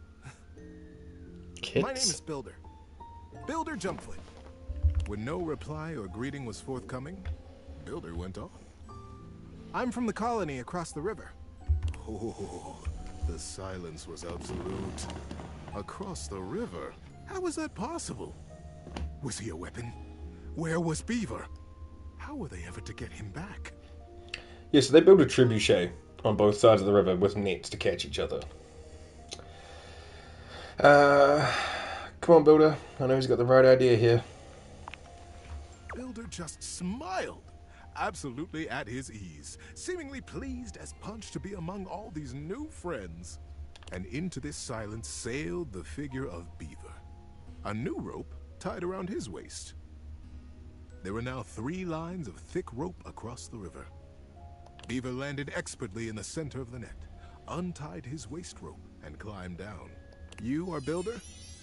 Beaver reached out his paw to the stranger. And you could only be Beaver, the stranger exclaimed. They're all beavers. Gripping that paw warmly with his own. I am Builder indeed. And it has been the dream of my life to finally meet you like this, in the daylight, on the same soil. Mine as well, my friend. Beaver, for the first time in his life, allowed himself a great, eye-crinkling smile. I almost can't believe it worked. Now, wait just a minute, trilled the longest, making her slow path down to the machine. What on Riverbank is happening here? We are at war, Beaver. And Builder, too. You both should know better. Beaver, you promised us that your machine would win the war, and here you have brought the enemy. You promised to destroy right to the mouth of our colony tunnel. Beaver turned to the longest with an open face. Yes, ma'am, I did. I believe you'll agree, though, that I have won the war. We have all won the war, because the war is over. The longest stared. The machines that we have built will allow us to become not 2 colonies at war, but a single colony, united. Offered Builder. I believe you have the same dangers with fishing and swimming that we do. That you have never crossed it? The crews cackled at the absurdity of ever crossing this raging river. We have no need to fight the river now, you see? Builder continued. We sail above it. Just as the single pebble did long ago, whispered Beaver. Oh. Builder smiled. We have already carried 3 great ropes from side to side between us, and it will be short work to have a whole net built across the river. Once the river is dammed, it will be a still pond, stocked with all the fish we could ever need. Calm enough, we will be Oh shit, I did it again. Apologies. the first colonies to ever cross water. The first ingenious constructors in the history of us. The crews were open-mouthed. Their paws hung still at their sides as they realized the magnitude of what they had accomplished. But would it truly be good, as they said? Who was really to say how this great feat would be remembered? The longest took a deep, rattling breath. Oh, Teddy, wrap it up, man. Not tell us at first, Beaver, the true purpose of your machine. She glanced at him sidelong. I surely would have said no. Nothing this daring has ever even been attempted before, let alone under the mask of subterfuge. Beaver looked up at her, suddenly a very young kid again in his heart. Yes, that is true, ma'am. I have won the war. I have won by making it go away. We have all won it. By making friends out of old enemies. Ma'am. Mother. The plot twist of the whole book. The longest looked fondly on her son. Her serious and guarded and daring and wonderful son. Yes, child. I have never been more proud of anyone. And that's why they call him Proud Tail. Builder guffawed and began to dance around, slapping Beaver brazenly and companionably on his back. Beaver stood solemn, quiet, a gentle smile tickling the corners of his mouth, satisfied. It was, as they had promised, quick work to dam the river. Beaver and Builder were excellent guides, and the crew from both sides of the river proved naturally adept and joyous in their work. Before the autumn settled in, a great still pool existed between the 2 colonies. Kits splashing and playing, and parents fishing safely. My immersion's broken. You can't fish if there's kids playing in the river. Denny Strongpaw, the best fisher in the fast water, turned out to be the best fisher in still water too. Much to his delight. And very early each morning, Beaver Proudtail still crept quietly from the colony and performed his morning rounds. He had never missed a day. But now, his favorite part of his patrol was seeing Builder jump foot across the water and batting a very specific, very lucky, red striped pebble back and forth. That's the end, right, Teddy? That was a really nice story. Peace and love forever. I'm asleep, brother. Oh. Good night, buddy. Jesus Christ, we're never talking to Teddy at nighttime again. I hope everyone's still awake. Fucking bedtime. Oh, I have Discord messages, right? Okay. What an experience. That David is took almost half an hour. Desperate. He doesn't do well under pressure. I'm worried his behavior will gradually become increasingly erratic until he crosses a line he can't come back from. He's gonna turn into Magneto. You have no idea. I should never have put you in this situation. Naively, I believed as Valdivian's lowest paid employee, you would be safe. But it's become clear that as long as you possess the Date-Viators, you'll be the target of David's wrath. I mean, as long as he doesn't know I have them. a solution. What? Use the realization recipes to bring Skylar to life. Oh, if what? Skylar becomes human, the Date-Viators will instantly cease to operate. And if the Date-Viators cease to operate, there will be absolutely no evidence implicating you in their theft. What? Realize Skylar and destroy the Date-Viators before David unleashes his full fury upon you. He has access to resources you'd never believe. What kind of resources? I'm afraid there's just no time to fuck explain. tinfoil hat, man. See, I forgot to charge my phone's battery last night, and it's down to 2%. And I can't charge it because I also forgot my charging cable. Can you believe that? But remember, realize Skylar ASAP. I mean, if it's gonna get rid of my date view, just fuck to the no. I'm gonna try to meet more date-a-dex entries, peoples. Excuse me. We met River today. Oh my god, it feels so long ago. It feels like it was like a week ago we met River.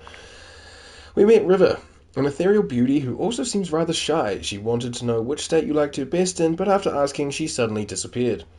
River, as we see her, is in her most fluid state, which is also the most slippery. Water always takes up the form of what it happens to be in, which means that she fits herself into whatever space the others put her in. While she is sweet, maybe all of this self-effacement, I don't know that word, isn't great for her self-esteem. She likes being liked, she dislikes being defined. Okay?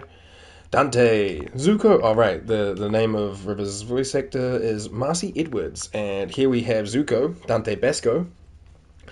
You've met Dante. Whoa, his name's his name. That's cool. An absolute sizzler and self-proclaimed master of the art of pickup. Come and see him for more lessons on how to break the ice with any dateables you meet. Dante's a hard worker. He has to keep a fire lit beneath him or he'll burn out. Like Charmander with his tail. And he radiates a warm and fun personality as a result. He's easy to warm up to and he's... Oh, now I got the hiccups. He's prepared to cheer you up on a moment's notice. He wants to teach you the way of the flame. Are you ready for his lessons? He likes slow burns, but he dislikes shortcuts. And we made love status with Sophia. Where's the elf thing? Is it not here? IRS, chef, establish a safe word. Oh, okay. Sophia has opened herself to you entirely. She loves you, you miserable wretch. There's our outfits. Fuck yeah. Sophia. Alright. Let's go to fucking bed. Jesus, I did not expect Tuesday to be that goddamn long. Teddy? You owe me half an hour, my man. Which outfit did I like the most? Ooh, that's a good question. Oh, I double tapped it. Date-a-dex. Status? Sophia. Honestly, probably the pinstripe one. I liked the roleplay the most of the chef stuff, but the taxpayer costume was probably my favorite, you know? Hell yeah. That goddamn coat off the shoulder drop, Sophia. Whew! Alrighty. You know what? I'm going downstairs. I feel like I did a lot upstairs. Very Capricorn of me. Hell yeah. I love business. Finance. Business. 6-4. Trust fund. You know what? Let's meet this chair. Chair, don't be too much of a yapper. I need a palate cleanse from Teddy and his goddamn beavers. Oh, coming! Hello. Sorry for any confusion. Oh, I like the shoulder, bicep pad kind of looking things. What's up? I'm currently working my day job at all 5 restaurants and bars in the house. It's hard being an actor. Jeremy, the cones are starting to melt. Freddy. Coming! Stop by for another night of some theater. Oh, okay. I did ask for short and sweet, and we got literally like 20 seconds. Okay, I guess Jeremy is a nighttime interaction. Oh, I haven't tried to open these drawers.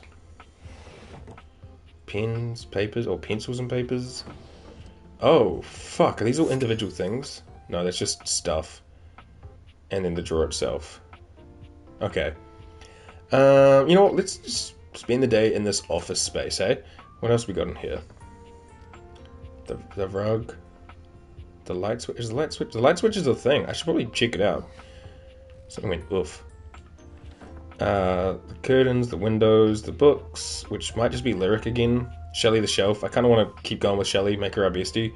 I'm worried that this is that arrogant little trash can. Wallpaper, our monitor, our mouse. I think the desk mat is part of the table, but the keyboard's its own thing. We have a D20. Stationery is the lamp. The lamp is its own thing again. That could also just be Lux again. Let's go with the keyboard. tattooed, bespectacled nerd regards you with a friendly smile. Their kind face is illuminated by the soft glow of multiple screens and the RGB lights in their clothes and wheelchair. Oh, hey there! It's you! What's up? I mean, of course it's you. Yeah. Who else would it be, right? David most. A marmoset possessing the power of human speech? A marmoset, yeah. Haha, very humorous. But I know you're joking, as no one else has my password. True. So if it was anyone else besides you, I'd be pretty concerned. Okay. Actually, just to be 100% sure, what is my password anyway? Actually, they've got the mouse on their shoulder. Does that mean that the mouse and the keyboard are like a combo? What's the password? 1234 password or Alberto? Alberto? Honestly, that's an objectively terrible password. Yeah, sorry. Possibly the worst password chosen by anyone ever. I'd say 1234 password is worse, but sure. Whatever possessed you to choose something so inane? It came to me in a dream. I don't put a lot of thought into these things. I live life on the edge. Deal with it. I don't put a lot of thought into these things. Yes, that is extremely evident. Regardless, we really ought to discuss coming up with something a lot more secure. Oh, I like the monitor in the top right with the cat playing the piano. It's a dangerous world out there. Phishing attacks, malware infections, MITM attacks. Hackers are more sophisticated than ever before. Sure. More sophisticated than in 1995 cinematic masterpiece Hackerman's. They are? Absolutely. And I've got a lot of highly sensitive information inside me, you know. Your highly sensitive information. Okay.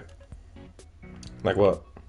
All your financial accounts, your saved games. Not my saved games. Questionable websites you visited and forgot to clear your cache afterwards. Religiously use incognito. Oh, and 100 terabytes of extremely embarrassing self-insert fanfic. Oh shit, not my self-insert fanfic. We really need to ensure all that data is properly protected against cyber criminals probing my system for weaknesses. Agree. Probing. I already told you I prefer to live dangerously. Wait, how'd you get my fanfic? I agree. Need to keep that shit on lock. You were as intelligent as you are attractive. Oh wow, you move quick, hey?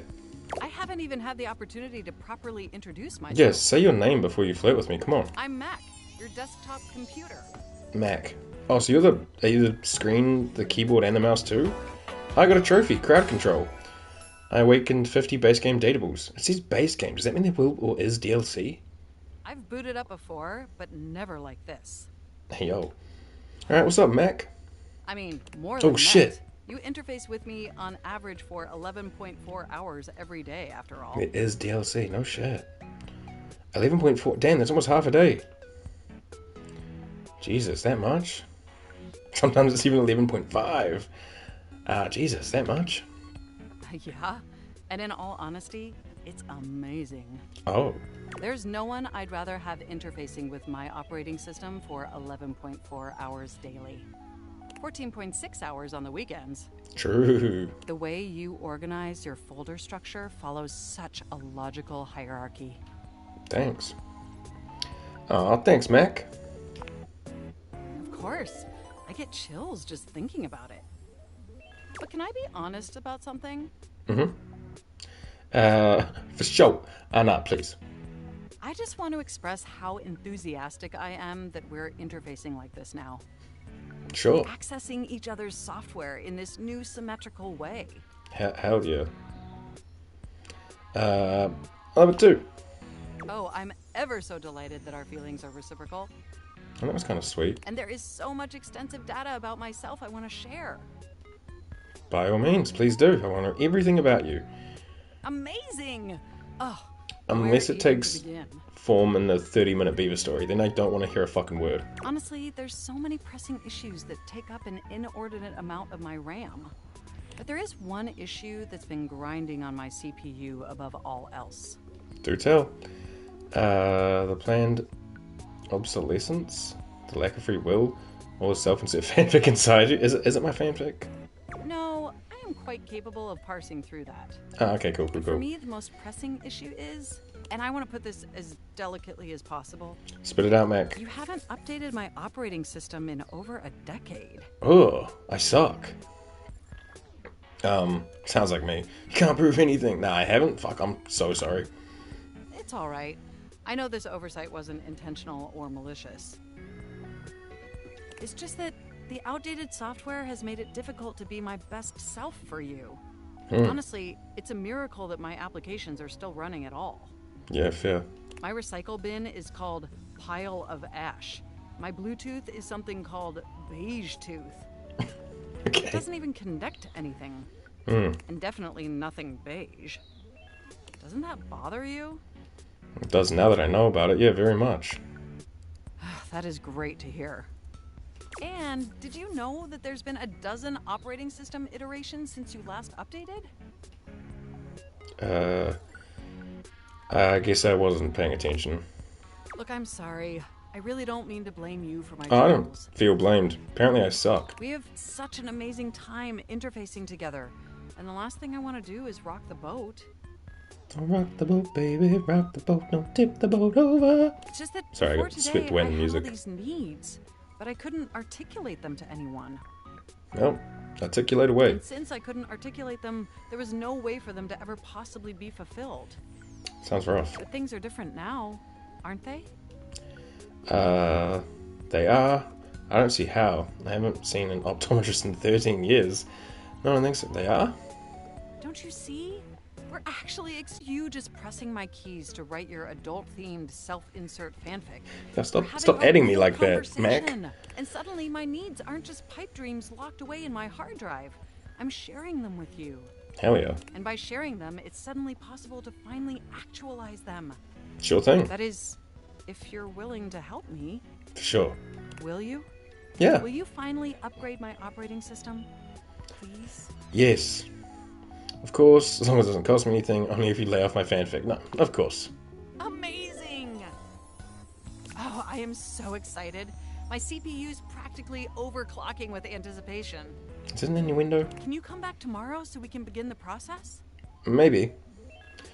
I live here, so it seems plausible. Try my best, but I'm really bad with deadlines. Absolutely. You know what? We can. Wonderful! I knew I could count on you. Can't wait to see you tomorrow. Safe house, my 100 terabyte size Sophia Reader self-insert. You caught me. That's exactly what I've got. I've actually only started writing it last time we played, but Enjoy the offline it's world. kicking off pretty hot. Now I've got new material with the 2 new roleplays we did today. Hell yeah. Alright, well, we'll come back and see Mac tomorrow, who I assume is monitor, keyboard, and mouse, but I don't know for sure. I'm going to close these. How many more do we have today? 3. Let's pick a different room. Let's have a look. I tried to talk to the soap last time, but it turns out the soap was like the sink or something, and it freaked the fuck out, and I don't know about that. So let's not worry about the bathroom.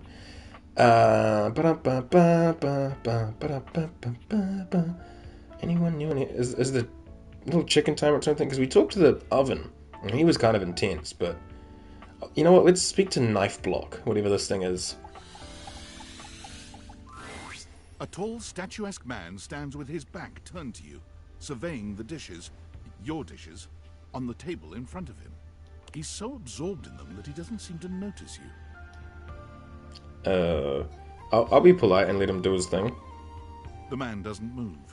As you walk around to get a better look, you can see that he's quite handsome, and still entirely uninterested in speaking to you. He doesn't owe me anything, he doesn't have to speak to me. Bang on the table, rude. Excuse me. The man's head swivels to look at you quite suddenly. Yes? Hi. Keep away from the dishes. They are priceless. I mean, they're my dishes, I like them too. Finally someone who understands the value of dishware. They're not exactly fine china. I don't even know who you are, and you're dismissing me? Finally, someone who understands the value of dishware. Yes. More precious than gold. More valuable than money. More important than world peace. That's a stretch. Let's not go crazy here, buddy. More important than world peace. I am Daisuke. Daisuke Dishware. Oh, so he's the whole dishware. He's not just the knife block. Daisuke. Nice to meet you, my man. And you are interrupting inventory. Oh. Walking through my house, dude. Who asked you to do this? Inventory? Yes. Once a week, I take inventory of the dishes.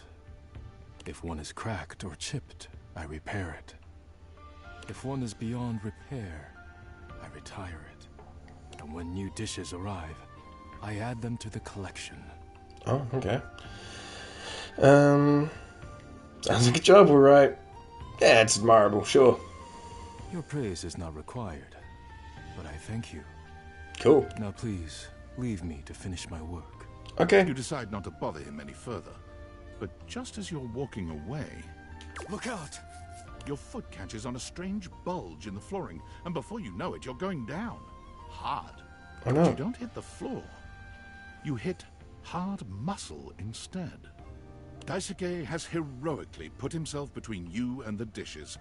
You're now face to face, and chest to chest, on the ground. You're right. Forget about me. Are the dishes alright? Yep, still on the table. I forget about the super... Yeah, man, they're still on the table. Good. You climb to your feet, surveying the table. No damage that you can see.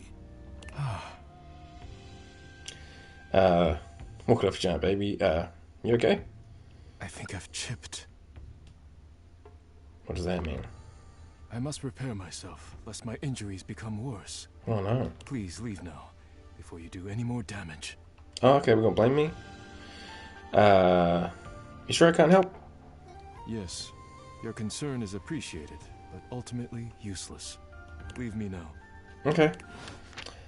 That voice sounded familiar too. I need to look him up.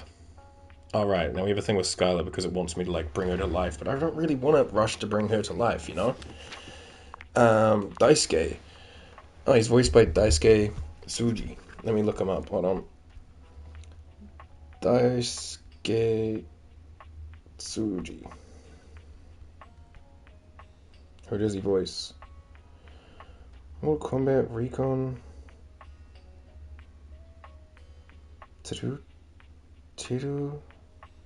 Teruhiko Shigaki and Like a Dragon. It's probably from Like a Dragon. I haven't played through the Yakuza games, but I have watched Ray play through them. We met Daisuke, guardian and protector of the dishes. You accidentally fell and he caught you, which protected you from injury but resulted in his being chipped. His being chipped. Does it mean to be him being chipped? His being chipped seems weird. The distant and serious guardian of the plates, bowls, and utensils. It is sometimes difficult to read what he is thinking on the inside, but he seems to be fully aligned on the side of good, clean duty. Like a capable courtesan, Daisuke is trained in many talents other than mere dishware. Perhaps with some gentle support, you can crack this pot. He likes taking things seriously and constructive feedback. Hell yeah. We also met Mac. Well, we're here, we may as well have a look.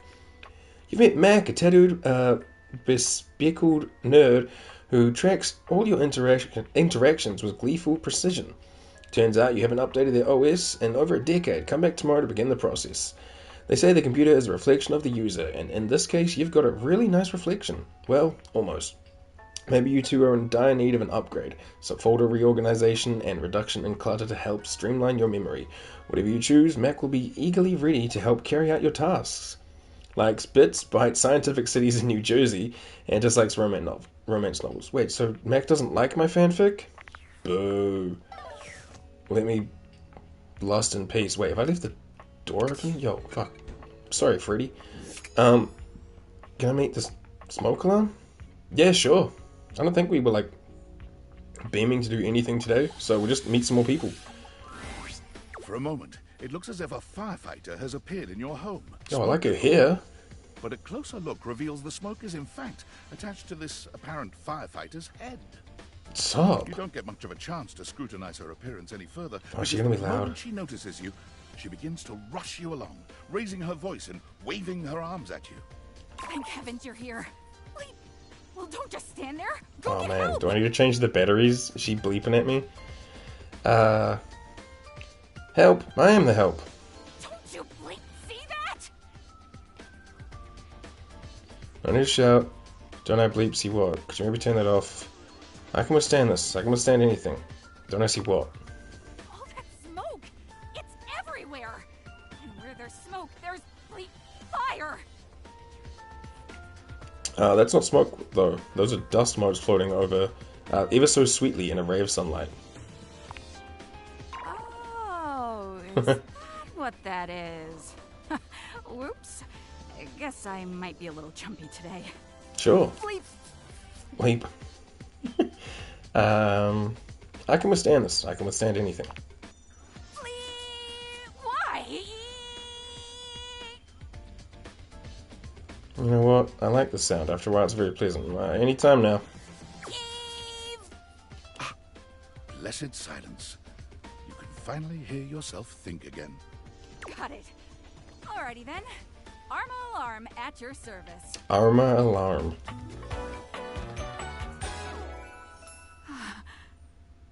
She's a cutie. Hell yeah.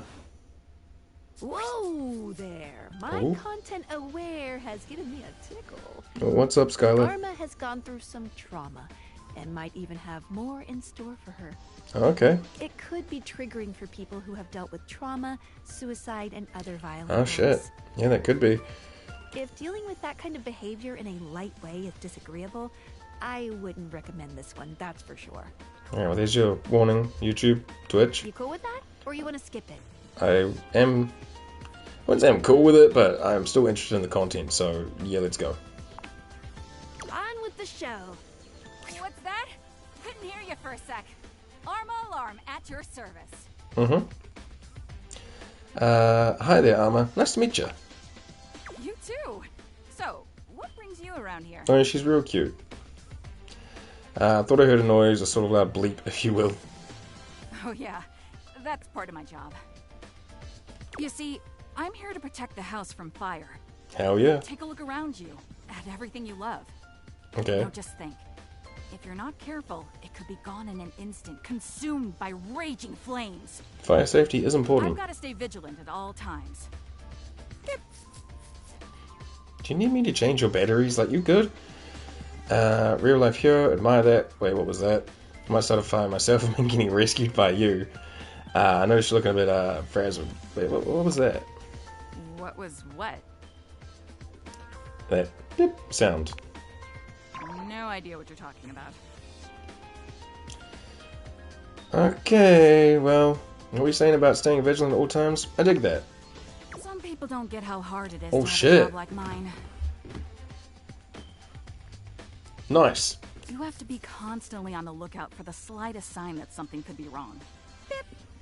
If I let my guard down, Beep. even for a second, this whole place could be turned to ash. I've seen it happen. Chat. I respect your discipline and sense of purpose. I'm glad to have you around. You've seen it? Does she want to talk about it? But it's a bit early to be bringing up those kind of questions, so glad to have you around. I appreciate that. It's a tough job, but I feel like it was what I was born to do. Hell yeah. Anyhow, I ought to get back to it. Beep. Mm-hmm. Come on back soon, and maybe we can do something together. Hell yeah. You take your leave. Arma? Cute as hell. Alright, we got one more today. She see what Titus is? Not the character from Final Fantasy X. Ha ha ha ha! Ha ha ha ha ha! If you know, you know. Let's see what this thing is. The gladiator who stands before you is at once intimidating and alluring. She glares at you like she means to run you through. She also emanates the refreshing scent of springtime breeze. It's Rebecca from One Piece. It slightly undermines But with whatever way more purpose clothes on. intent she may actually have. She is beautiful and terrifying, an Amazon in blue and pink. But even as she points her sword at your throat, all you can do is marvel at just how clean and sweetly scented it is. I like the fit. Who dares disturb me? Me, what's up? Hell yeah. Titus Andromache? Sure. You? Ha, name yourself! By all the pods in the firmament, I swear. Another I might recognize? Okay, I'll keep my ear out. But feel free to let me know. If thou hast disturbed me for any reason less worthy than the red memory of battle, I shall leave you sopped, dirty. I shall leave you as you present. I just wanted to meet you. Meet me. You, civilian, you wanted to meet me. I am in the pitch of battle. My pods rampage, sacrificing themselves to be reborn yet again. And you have pulled me here because you wanted to meet me. I confess to you, civilian, I am in a state of indecision. I cannot decide if I hate you, or if I am impressed by your fortitude. Go with the latter. Pick impressed. I've got a lot of that, and I think you like it. Hating me seems extreme at this point. I don't think I care, truthfully. I'm gonna go. My wife. Oh shit, which one? I got a lot, and I think you like it. Fortitude. Such bold abandon flaunts a newling's claim, for converse strange at altar side untold. You are not hated, despite thy impish impertinence. Thanks. Perhaps there is something about you. But now is not the time. My occupation, my profession calls me back. For passion's sake I fly. For passion's sake I am not pulled again. Come to me only when the hurly-burly is done, to win or lose. Come before, and even thy puckishness shall not save thee. The fuck is a hurly-burly? Yeah, wait. What is hurly-burly? When 'tis done, you will no longer have to ask. Oh, fuck. Later, Queen. Excuse me, I think I said close the door. Thank you.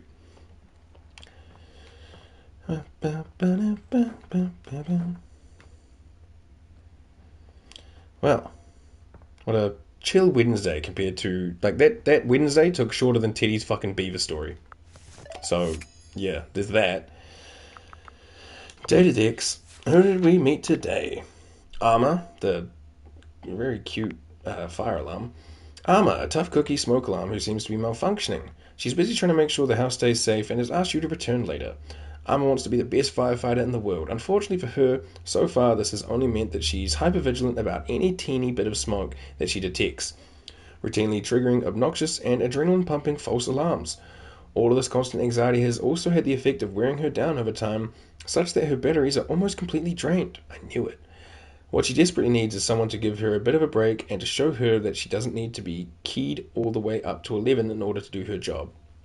She likes urgency, piercing noises. I thought they said noses for a second. Piercing noises, latex, and she just likes the middle path. I don't get that. And then, voice actor Erica Mendez. And this is the E's throwing me off. Is it like Allegra? Allegra Clark, maybe? You've met the imperious, warlike Titus. She appeared to be on the verge of battle and gave you a bit of a verbal thrashing. Come see her again for a round 2. Hell yeah. Titus feels that the weight of the world rests on her because she alone must decide whether to sacrifice her darling detergent pods. She views the task of guarding over her pods as the higher purpose, and without them she feels literally empty, though she knows just as well as anybody that her pods are the only 4-in-1 laundry solution with highly concentrated detergent, stain remover, and color protector. Oh my god. Outperforming the leading laundry detergent and giving you more bang for your buck. Titus is loyal to a fault and will do absolutely anything for the ones she loves most. Careful though, she may be used to washing off crap, but she refuses to take any of yours. Hell yeah. Oh, this is Josephine? I couldn't tell because she didn't have the Antivan accent, but hell yeah. She likes duty, honor, and that kind of stuff. She dislikes stains. Cool. Well. Do I need to just click this? Need a charge to awaken this object. Use it, but the deviators are out of battery. Sleep to recharge. Okay, cool. So I don't think we need to worry too much about the Scarlet thing though, because it's not exactly pushing it forward. It's probably just how we progress the inner story thing, or maybe wrap up the game. I don't know. You redeemed a save? I can absolutely save. We'll overwrite this one now, just in case. How many are we at right now? We hit the 50 trophy. 53, just over halfway of the Dateables met. Alright, let's try and meet some new ones again today. It's kind of... on the vent something. That's kind of where my head's at. A pillow, box. I don't even know what the fuck that is. Hang on. Like a weird little elephant or something? I don't know. Triangles and... Hey, actually, real quick, guys, I'm just going to run to the bathroom, so I'll be right back.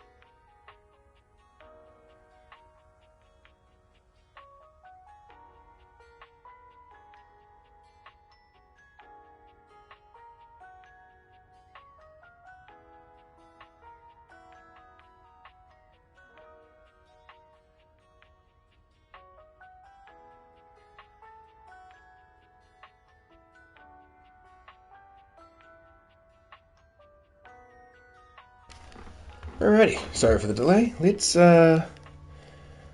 just meet some things. Let's just pick it random. Let's meet this mirror.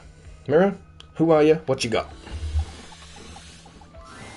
Your mirror has done its job dutifully over the years, accurately reflecting your image back at you in good times and in bad. But today, does it though? There is no reflection for you to scrutinize. Only a long-haired beauty who looks at you like you're a work of art. I like his coat, for sure. What's up, dude? I'm here. Hey, man. Oh, incredible. Oh, yeah, thanks. Amir throws his arms out to stop you, gesturing to you to stay where you are. No. Don't move. Step back into the light. Good. Like this? Yes. Breathtaking. Look at you. Do you see how well I can frame your face from this angle? You are glowing. Alright, I only have one mirror, and it's tiny, and I use it to trim my mustache. Timu Dorian. Dorian from Dragon Age, if anyone's wondering. Not Dorian the door in this game. I kind of do hate looking in the mirror, to be honest. I don't really do it. But, sure, man. Thanks for noticing. But I could not help notice. You are radiant. I simply reflect the beauty in front of me. I'm not sure what else to say now. Oh, no need to worry. I still have much to express to you. Okay. I can see in you. Your beauty must be something you are already familiar with. I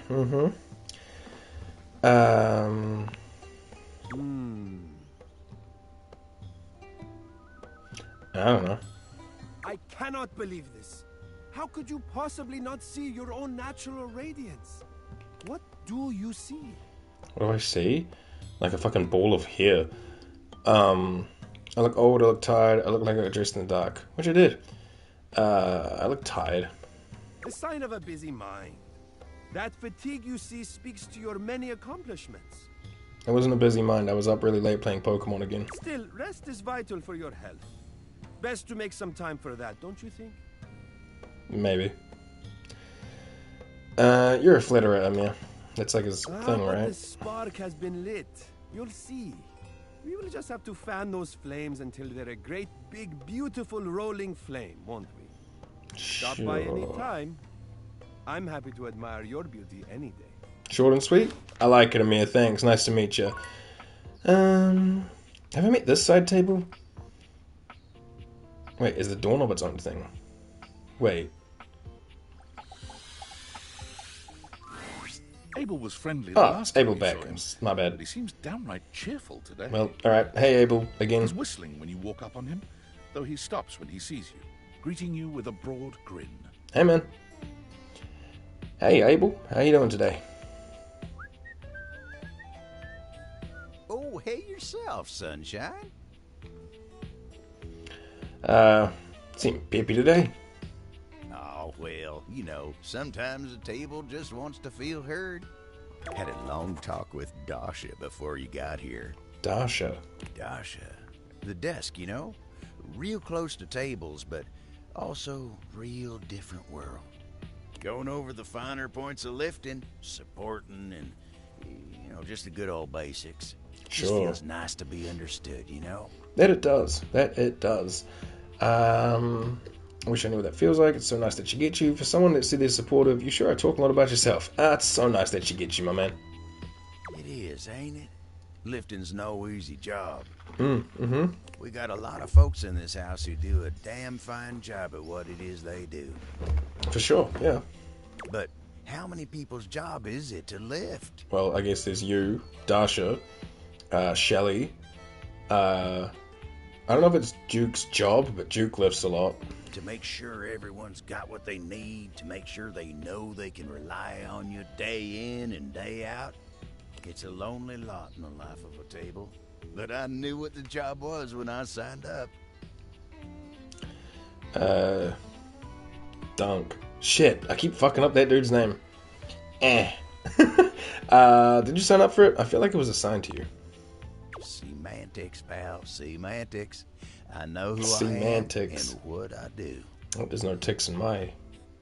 But sometimes you just wish someone knew exactly what in tarnation you're even thinking about without having to explain yourself. That's Dasha. Ooh, he's got a crush. Maybe you should talk to him more often. You think so? She had a real positive effect on you. Yeah, you're all peppy. Oh, well, shucks. I don't know. I'd hate to bother her. She's got a lot of lifting to do herself. I can't be distracting her from her very important job now. I think you should at least consider it, my man. I'll consider it, yeah. Anyway, I can't take up much more of your time today talking about myself. That's cool. Just remember what I said before, okay? I'm here if you need me. Thanks, man. I will. You remember what I said too, please. I will. You take care now. Catch you later, partner. So I didn't mean to talk to Abel again, but I guess it makes sense that, like, he's every little table around the house, right? So he's probably the dining table and stuff like that. He said something about the desk, which I assume is the one in my office. And if Dasha is who I think they are, I've been meaning to meet them for a while. This one? Upon reflection, Yeah! it makes sense that your desk is as muscled and sturdy With as the she appears chimps? to you here now. But you still can't say you were expecting all this. Hell yeah. She looks So- like she could snap you in half with a pinky, but also like she gives the most incredible hugs imaginable. Hell yeah. Aha! A stranger! I am Dasha, and you have quite the look on your face. Hell yeah. Muscle mommy! Sometimes this text box, after they introduce the dateable, skips itself, and sometimes it just sits here. So if you've seen me accidentally skip right after that, it's not on purpose, it's because the game 50-50s it. I didn't think my desk would be, you have a lot of muscles. Can you pick me up? That's kind of wild, but we're gonna do it. Can you pick me up? Of course I could. Would you like that? These muscles aren't just for show, after all. Hell yeah. Whoa, you weren't kidding. I haven't been picked up with this since I was a kid. Dasha never lies. My muscles are capable of lifting far more than your feather weight. Thanks. Just like that, Dasha sets you down as gently as a feather. Oh. Holding so much on my shoulders, day in and day out. My job demands muscular perfection. Honestly, you, Shelley, Abel, I like the dedication to the job. That's enough about me, though. Tell me about yourself. Intent in your eyes. Have you come to ask me questions? Well, Abel mentioned you, and I remembered that I thought you were someone I wanted to meet. Really perceptive. I want to learn how to be better. I want to learn how to better converse with people. I'm just clicking around and saw the desk. You're really perceptive. I see much here through the day. Cool, man. I have become very good at reading people. Nice. Your eyes might as well be question marks. But listen to me go on. Speak, friend. To help you do this, yes? Sure. You have come to the right place. Okay. Tell me more. I get nervous sometimes. I'm a bit inexperienced. And what makes you such an expert? I get nervous sometimes. Do not be nervous. I will help you train your heart. The heart is, after all, a muscle too. True. And all muscles can be trained, strengthened. With my guidance, you will be swole on the inside. I like that. Alright, let's begin. This is the spirit. You are winning already. Pretend that I am the one who makes your heart flutter. Okay, I got them in mind. What would you say to me? Yes, mistress. Oh, wait, what? Huh? What? You are the one who makes my heart flutter. I think I need to go to the bathroom. Hello? Okay. Hello? A classic? We must work on warmer opening, but it is a start. You heard me. Okay. Perhaps there is too much pressure. Perhaps we must go back to basics. Maybe. We are side by side at Tasteful Bar. I am just your type. You wish to impress me. How do you get my attention? Crush my head between your thighs like a watermelon, mama. Oh, fuck. Nice muscles, can you pick me up? I mean, that's how it started with Dasha. Would you mind sharing your lifting regime? Yeah, wholly based. Honestly, for the content, crush my head between your thighs like a watermelon, mama. What? Why would I do this? You know. The thought alone makes my stomach churn like angry sea. Ah, well, that's alright. No. Ugh, Bоже mой. You need more help than I could have imagined. Bоже moi? But fear not, my friend. Dasha will fix you right up. Hey, look, people like different things, Dasha. Fumbled. It's fine. I have things to attend to now, but perhaps you can return for another love lesson sometime, Dasha understands, you know. She knows I'm a lost cause, and she's ready to help me better myself. Oh man, I totally didn't get your whole deal. Sure, I can come back later. See you then. Exactly, bro. You miss 100% of the shots you never take, so you gotta find the 6'12" muscle mommy and ask her to crush your head like a watermelon with her thighs. Don't actually do that in real life though, folks, because you'll be a weirdo if you be doing that. Unless you want to, you know, you do you. Read the room first though. Maybe introduce yourself and gauge that shit first. Hey, what's this magazine? It was kind of hard to see before. Love. New edition. You know what? Let's see what this is all about. If this is lyric, I'm gonna be a little annoyed. Oh, good. Okay, so he's every book in the fucking house.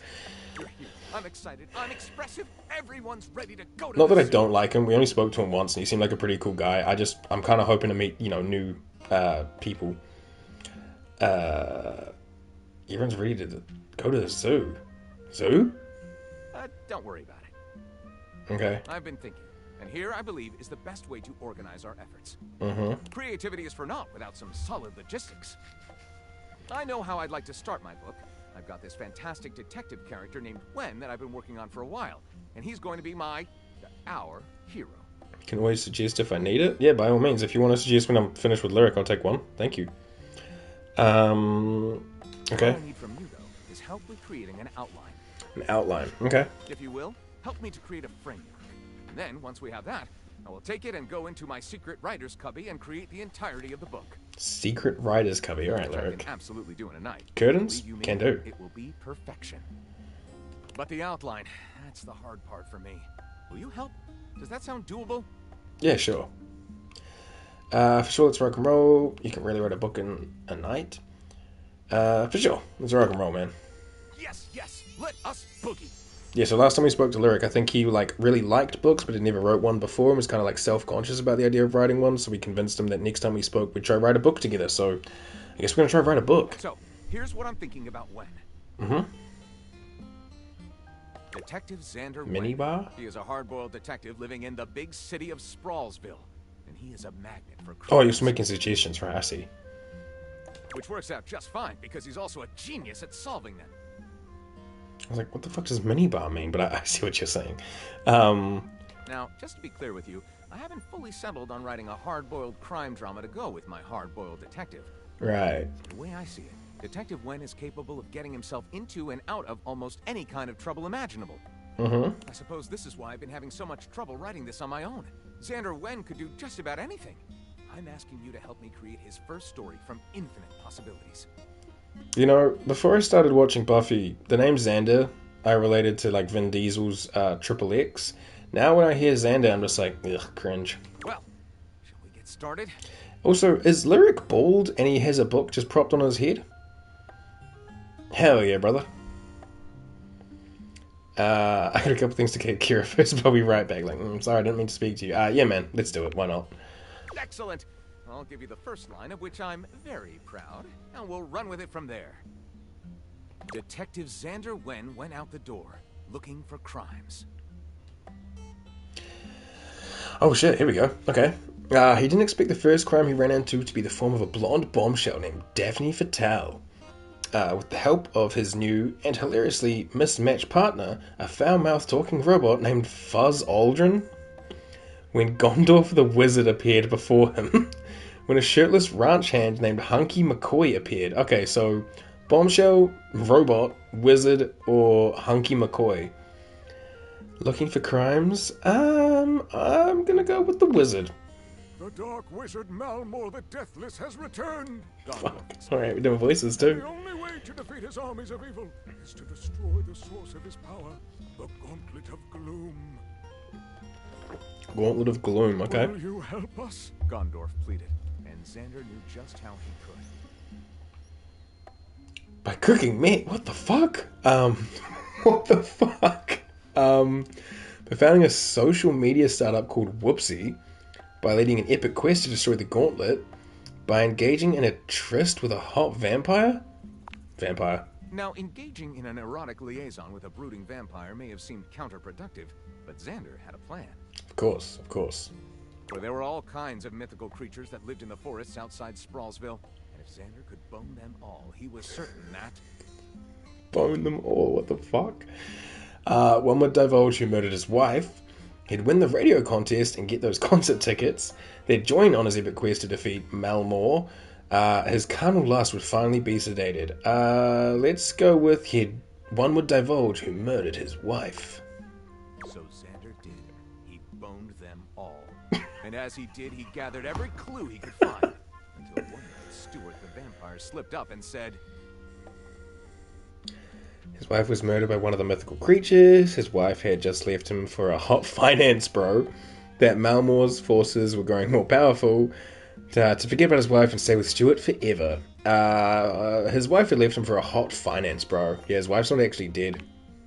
That's not true, Xander exclaimed. But deep down in his heart, he knew it was. His wife wasn't dead. She had just remarried a finance bro named Chad and was... Ugh, Chad. Devastated, Xander loaded his gun and went... That almost got real fucking dark. Looking for a new crime. To play a decade-spanning game of tag with his best buds. To make Bigfoot pay for his crimes. To Chad's website, wifeseal.com. Sure. Chad's erotic website brought in millions until Xander shot it, dead. Now Chad was penniless and Xander got to marry one of the hot vampires. Let's call this Startup Shutdown Eclipse. Lyric looks at the story outline you've written and pronounces his true feelings. It sucks. Looking at this, I think This one seems to be right in garbage. Yeah, you're not wrong, Lyric. That Write it sucks. up right away. Really? Unless you think we could come up with something better? Oh, there's like a retry if we want, because I will retry. Yeah, man, let's try again. Starting from the top. Detective Xander Wen went out the door, looking for crimes. Okay, so it's the same thing again. Maybe I shouldn't go for, like, ridiculousness. So let's go with he didn't expect his first crime he ran into to be in the form of a blonde bombshell named Daphne Fatel. Daphne asked Detective Wen to help find her husband Cliff Fatel, who had gone missing. Fatel. When asked Daphne when she last saw her husband, she replies, at Squid Canary down on the Misty Wharf. Xander takes the job, but doesn't tell her that he's not a real detective. His first name is just coincidentally Detective. He'd last been seen climbing Everest. She'd last seen him on Skyros, Island of the Sirens. Oh man, it's really hard to not want to click like the mythological ones, so we're doing it. Skyros, Island of the Skyros, Sirens, even. was one of Sprawlsville's top 10 tourist traps. For years, gorgeous sirens had been luring people to the island for primal, frenzied sex, and then kill them. Sign me the fuck up. The first step was getting there. So Xander... Well, how are we getting there? Chartered a suspicious-looking trawler at the wharf, rode a dolphin, flew in an experimental military drone, stripped naked and waited? Military drone. The Storm Strike X was the most advanced military drone ever invented, and Xander had no business flying it.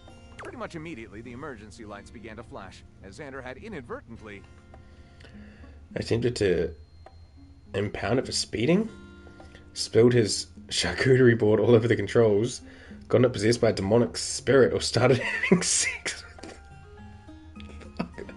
fucking hell. I clicked sirens and everything's gone wild. Why are the emergency lights flashing?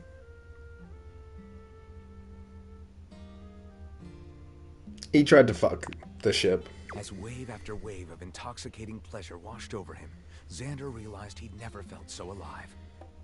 Screw being a detective and solving this mystery, Xander thought. From now on, the only thing I want out of life is to...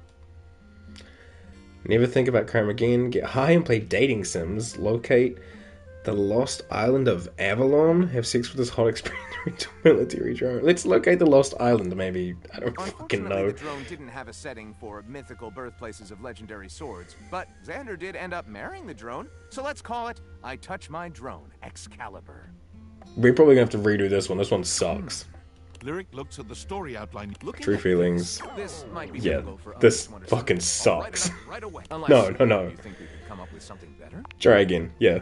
Starting from the top. Okay, here we go. Xander Wen went out the door. Yeah, looking for crimes. Maybe it's a comedy? Fuzz Aldrin, the foul-mouthed robot? Bustling streets of Sprawlsville, Fuzz and Xander were immediately a hilariously mismatched pair. Sure. And while getting some donut-flavored motor oil, they received their first call of the day. It came from the mayor's summer home down by the beach. There'd been a horrific accident. It was Fuzz's ex-girlfriend, Unit 14 Jet. To Fuzz's dismay, she was getting married. It was Interpol. Terrorist Gleb Horvat had been spotted near the hydroelectric power plant. There was an unpermitted orgy happening at the billionaire Larry Aruba's mansion. Oh, I want to click the orgy, but I don't want to keep redoing these fucking stories. I'm sure you can make something like wild and that works. Maybe he hates them all. Maybe everything we write sucks, and this is just his first draft kind of thing. I want to go with the Interpol. Terrorist Gleb Horvat had been spotted near the hydroelectric power plant. There wasn't a second to lose. If Horvat managed to destroy the plant, Sprawlsville would instantly be plunged into complete darkness and total anarchy. Sirens wailing, Xander and Fuzz raced to the hydroelectric plant. Skidding into the parking lot, they threw open their doors and were immediately greeted by... Xander's third ex-wife, Deborah Tempest, social media influencer Katie Kasparian, Horvat, suitcase nuke in one hand, dead man's trigger in the other, Horvat's nymphomaniac sidekick, Misty Allure. Let's go with the social media influencer Katie barbarian. Realizing a potential mass casualty event was the perfect opportunity to get attention for herself, Katie had arrived at the scene to create content. And being only a few followers shy of 7 billion, Katie was willing to do absolutely anything to raise her follower count. Desperate to remove her from the scene, Xander did the one thing he knew would get her attention, and... Arrested her for trespassing, agreed to help her cross 7 billion followers, blew the Gjallarhorn, heralding the beginning of Ragnarok, launched into an irresistible striptease. This story, there's always one of these things that kind of like throws it off. Like, if rescuing her for trespassing doesn't do anything, I was kind of hoping they could join up, the robot, the detective, and the influencer. I guess we could agree to help her cross 7 billion followers and see where that leads. Sure. Before he was a detective, Xander actually had a lucrative career doing social media for the now outlawed energy drink, Kidney Punch. Okay. And if he could market an energy drink that was considered a pesticide in 35 countries, he could market anything. Jesus. Quickly, he prepared a deck and presented Katie his master plan to increase her followers. All she had to do was... take the fall for the terrorist attack, fight an exhibition match against Bunt Fistigrant, lead a riverboat up the Congo to retrieve a missing colonel, livestream hot wild sex. Well, that seems a bit far. I guess lead a riverboat up the Congo? That's so random. We can't make it take the fall for the terrorist attack, because we haven't done anything about the terrorist attack. Lead a riverboat up the Congo to retrieve a missing colonel. Why not? As the concept of literature, I totally get that reference. There's a reference there? In fact, let's title this story Heart of Viralness. We didn't do anything about the terrorist attack. This book sucks as well. Looks at the story outline you've written and pronounced. Looking at this might be difficult for others to understand. Yeah, that made no fucking I'll sense. write it up right away. I'm gonna try one more, but if we don't get anything like good out of it, I'm gonna just fucking move on, and we'll just accept having a shitty story. Try again. Last one. Starting from the top. Detective Xander Yeah, Wayne looking for went out crimes. the door, looking for crimes. I'm going with the wizard. The Dark Wizard Malmor. We've heard this one. Will you help us? Gondorf pleaded, and Xander knew just how he could. We'll just go with the epic quest to destroy the gauntlet. That seems pretty on line with actuality. We need to gather a team of epic heroes to join in this quest. Sure, man. Flamhammer the troll, Eldensil the elf, Barry the overpaid accountant. Oh, Barry. Anyone else who had nothing better to do that Wednesday. With his team assembled, Xander and the consortium were finally ready to set out towards The mayor's re-election party, his ex-girlfriend's wedding, Malmore's stronghold, the kingdom, or a local BDSM club. God, the way I want to click anything but the circle one. But we'll go to Malmore's stronghold, the kingdom of Elderheim. With the gauntlet in their possession, the consortium set out towards Elderheim. And upon reaching the kingdom, Xander took the gauntlet to the Lake of Fire to destroy it. Okay. As he arrived, however, he was shocked to find his path blocked by the one person who could stop him. His evil twin brother, Zaddy. His middle school gym teacher, Mr. Sargent. The Dark Wizard Malmore himself. His nymphomaniac ex-girlfriend, Riley. Zaddy, Riley, Zaddy, Riley, Zaddy, Riley, Zaddy, Riley. Riley. Hello, handsome, Riley cooed, undressing Xander with her eyes.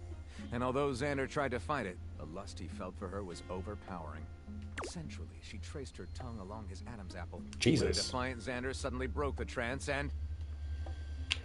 Arrested her using her sexuality without a license. Left for a week to visit rock and roll fantasy camp. Dropped the gauntlet into the flames, saving the realm.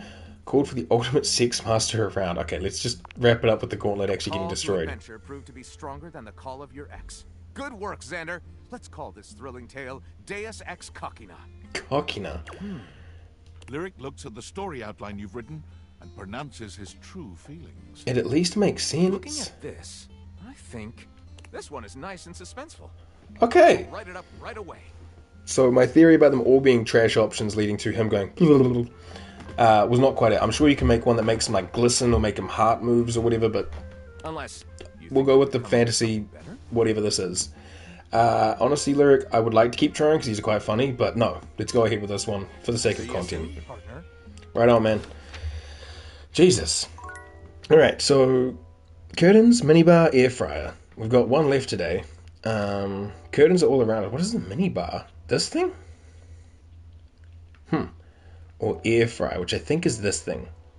I mean, we met the toaster. She's cute, and I kind of want to keep talking to her.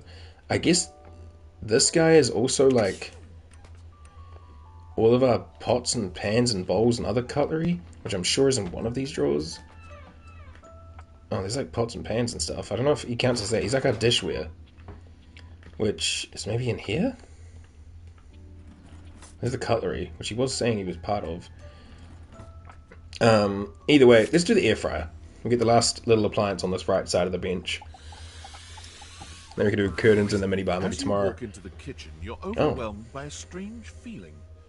It's sort of like being watched, but it's more than that. You feel as if you're being evaluated, scrutinized by a presence that isn't all that impressed by what it sees. It doesn't take you long to pinpoint the source of that feeling. Robes, with a coil of sorts atop his otherwise bald head.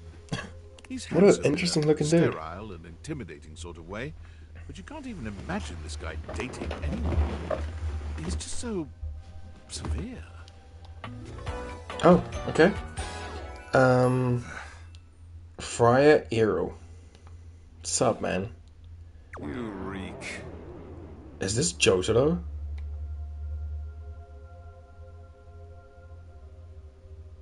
Sorry, what? You reek.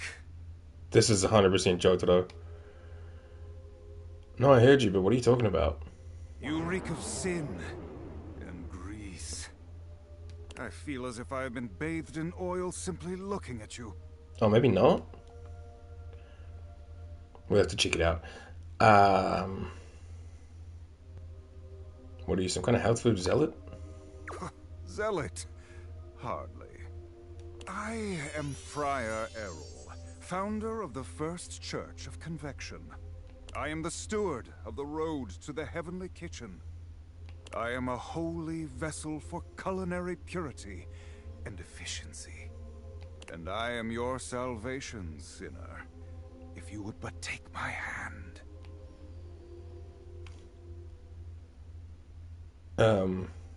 For now, sure.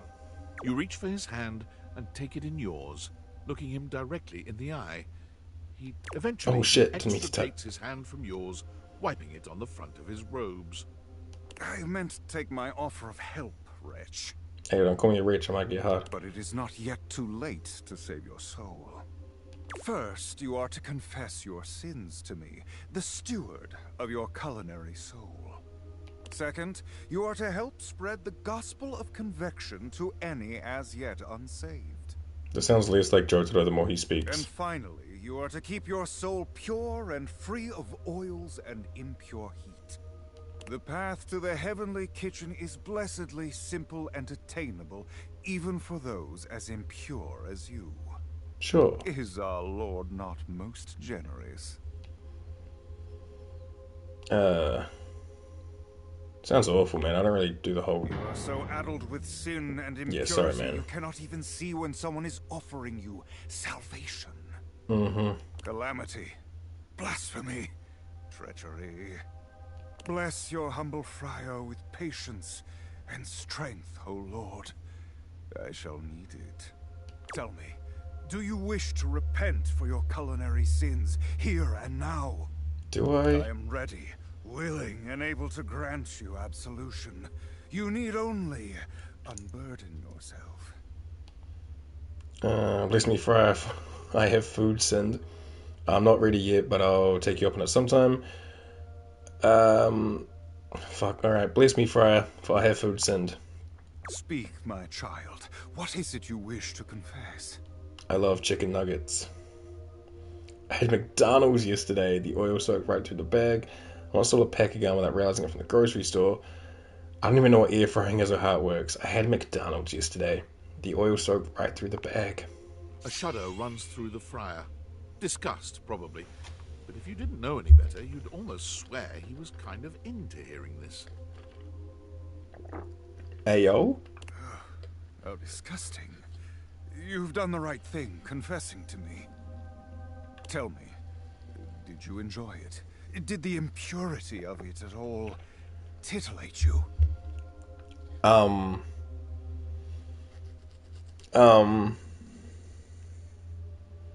What the fuck?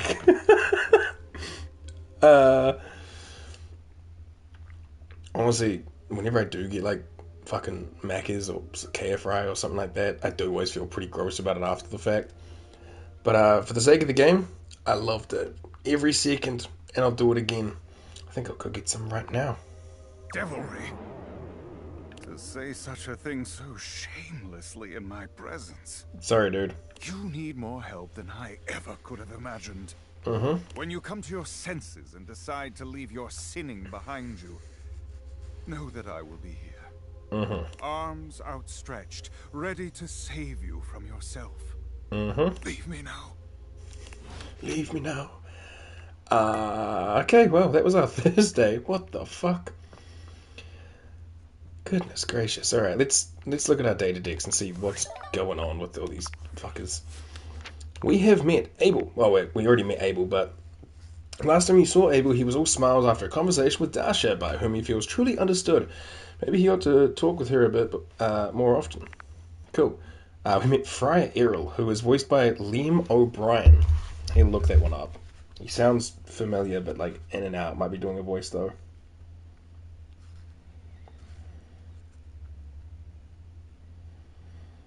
Can I see what he's like known for?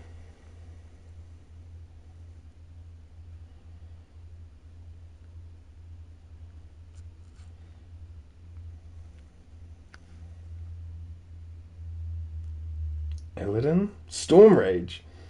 No shit. That's awesome.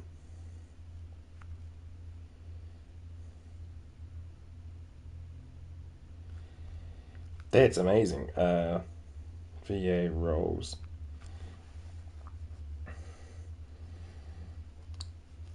Carmen Sandiego. Afro Samurai? He's in Dragon Age Origins. He's in the Naruto movie. He's in a couple Naruto movies. He's in Bleach, Boruto, Naruto again, more Bleach and Naruto. Okay, so no one I can like specifically identify off the top of my head. Oh.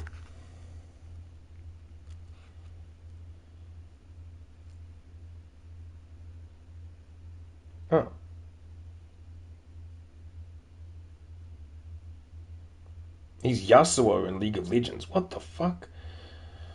Okay. Super familiar sounding voice, but based on what I was seeing there, nothing that I'm like super familiar with, so it just must be like all around the ways. You've met Friar Errol, a deeply serious, highly repressed air fryer who believes it is his solemn duty to lead the world down the path of the heavenly kitchen. War and Darksiders. Oh, that makes sense. We played through Darksiders not too long ago as well. That makes sense. I've confessed my culinary sins to him. Friar Errol is a deeply serious, highly repressed air fryer who believes it is his solemn duty to lead the world down the path of heavenly kitchen. He's never had a deep fat fried food, viewing it as beneath him, and he fully intends to preach the gospel of conviction to all those who hear it. Have you heard his good word? Will you join him on his path? He likes the road to the heavenly kitchen, culinary purity and efficiency, and our Lord of conviction. And he dislikes oil. Amir, the mirror. You've met Amir, an abundantly complimentary beauty from the Middle East who is eager to offer you some support on your self-image. Stop by again soon for another boost of confidence. He is Pej Vadat. Amir is a true romantic. He's genuine, passionate, and open with his emotions. Sure, his affections can be overwhelming to anyone who isn't accustomed to his brand of radical honesty, and it's easy to mistake his flowery declarations for cheap pickup lines. But with Amir, what you see is truly what you get. He truly sees the beauty in everything. He reflects just as it is. He appreciates authenticity above all else, and takes it as his personal mission to shatter any perceptions of self-doubt in others. Kind of based. And he likes self-reflection himself and yourself. He dislikes graffiti and Bloody Mary. Dasha? You've met Dasha, a muscular, powerful Russian beauty. She was all too happy to give you some lessons on romancing those who make your heart flutter. She's Courtney Taylor. Dasha is an intense and dramatic and an absolute sweetheart, all at once. She's a Russian lifter with a stoic and sensible edge, but a sharp and sly sense of humor. Headstrong and supportive to a fault, she never hesitates to put others' needs before her own. As such, Dasha isn't used to getting attention herself, especially if it has anything to do with her secret crushes. Ooh, maybe she likes Abel. She likes Strong, she dislikes Stinky. And we did some more with Lyric. You helped Lyric outline an entire book. Come see him again to see how he's done. Cool beans, man. Cool friggin' beans. Well, on to Friday then. I need to update my Twitch app. It's not saying how long we've been going. Pretty sure it's been longer than an hour though. Stream manager. Yeah. 2:41. Okay.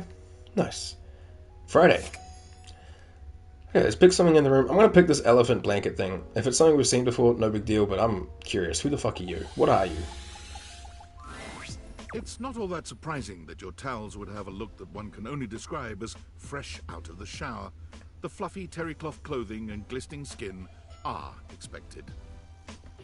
What a character. What you did not expect to see, however, was a six-pack you could do your laundry on. That snail trail is kind of insane. Wait, hold still. He holds his hands out in front of him, stopping you in your tracks. What's wrong? What did I do? You didn't do anything. He backs away from you, slowly and carefully. Just don't move. Ooh, there's some water on the floor. Let me get that before you slip and fall. Thanks, Chief. He bends down to mop up a tiny puddle, standing back up with a grin. There, all good. Bro, that robe looks hella comfy. Phew, that was close. Some might say that I saved your life. Some might say, maybe. Some might say. Sorry, just clear that. Tyrell, the towel. Hell yeah. Okay, so he probably is also what hangs up in the bathrooms and stuff like that. See that dude? You talking to me? Tyrell shifts uncomfortably, seeming to address someone you can't see. Ah, come on, man. I know I'm bombing. He gives you a sheepish little smile. Don't mind me. Just talking to my towel buddy. Buddy whisper. Towel buddy? No, faster. Like towel buddy. Towel buddy. Well, it's whatever I folded up to be. But today, it's a swan. He holds out a small swan-shaped towel for your I inspection. like the fucking googly eyes on it. I can get a bit bored is all. Sure, man. Yeah. You and Tyrell look at each other, neither of you speaking. The silence is long and awkward. Hey, silence doesn't have to be awkward. Come here often, yeah, man. It's my wardrobe. Yeah, it is my bedroom. Right. I'm coming off a bit dry, aren't I? You just seem a little nervous, dude. I seem that way because I am. Oh, what's up? Can I just start again? By all He means. extends his hand to you, and when you take it, he gives it a firm, confident shake. Okay. I'm Tyrell. Hey. If you got a spill, call me and chill. Okay. That sucks, honestly. Did you think of that all on your own? It's pretty clever. Yeah, it's pretty clever. It's like a little catchphrase. It's just something I'm workshopping. Nice. It's pretty good. Phew. Ugh, I'm trying too hard. I tend to do that. Just don't try at all. Spills happen every day. No big thing. But the hard part is getting dry. Yeah, sure. Big jobs, I work with Washford and Drysdale. Ugh, not those guys. But Yappers. pretty independently, you know? I can make pretty mess. Being clean is one of my life goals. You're not sure? Why not? Don't I know it? Even though you don't spill too much, I'm there 24/7 on call. Thanks, man. Not to tug on my own thread, but I'm proud of the work that I do. You do a good job, I'm sure. Surely you have bigger aspirations. Oh, like you have bigger ones? What do you want? To be the best customer service rep who ever lived, travel the world and eat all the good stuff, but have it all be free. Get through next Tuesday. Honestly, give me the world. Sounds impossibly ambitious. Hey, you gotta shoot higher. There are things I want to do, but my job is important, you know? Fair enough. Those spills ain't gonna unspill themselves. Yeah, man. And I won't be spilling things to you until I get to know you better. That's absolutely valid. So, let's make a deal. Next time you see me, I'll show you something cool. And maybe I'll tell you a bit about myself. Okay. I'll show you an idea I have. Sounds good, man. Okay. That's our towels. I'm assuming this is Lyric again. Maybe this too? We'll have to check them eventually. I don't know what this cluttered box is, but I'm kind of curious. And the pillow. But let's see what other rooms we have maybe stuff in. Stuff down there. Oh, the socket? Is it a thing? No, the socket is part of the wall. Is it going to be him again? He wanted me to meet him at the weights. I'll just worry about that at a later date. Or there's like stuff things. Alright. You know what? Let's speak to our little eccentric friend. And I'm sorry I forget your name. Plastic Plant Girl. What's up? Hey, you... Prissy. I'm glad you came back. Thanks. I've been thinking about some things, and maybe I did get a little carried away before with the flirtilizer and the watering can. It's fine, it was fun. Although, I can feel a little bit of a difference. Oh yeah? Believing in the magic has helped so much. I do wish we could like move her somewhere else in the house like we did with Teddy. I'm not totally real yet, but I really think I'm closer than I was. Hell yeah. Don't you think? I totally do. No effort is ever wasted.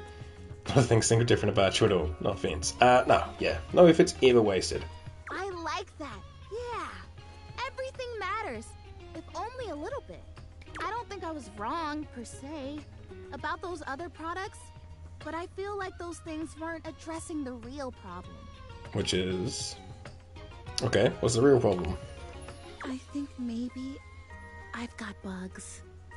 Ew. Bugs? Bugs.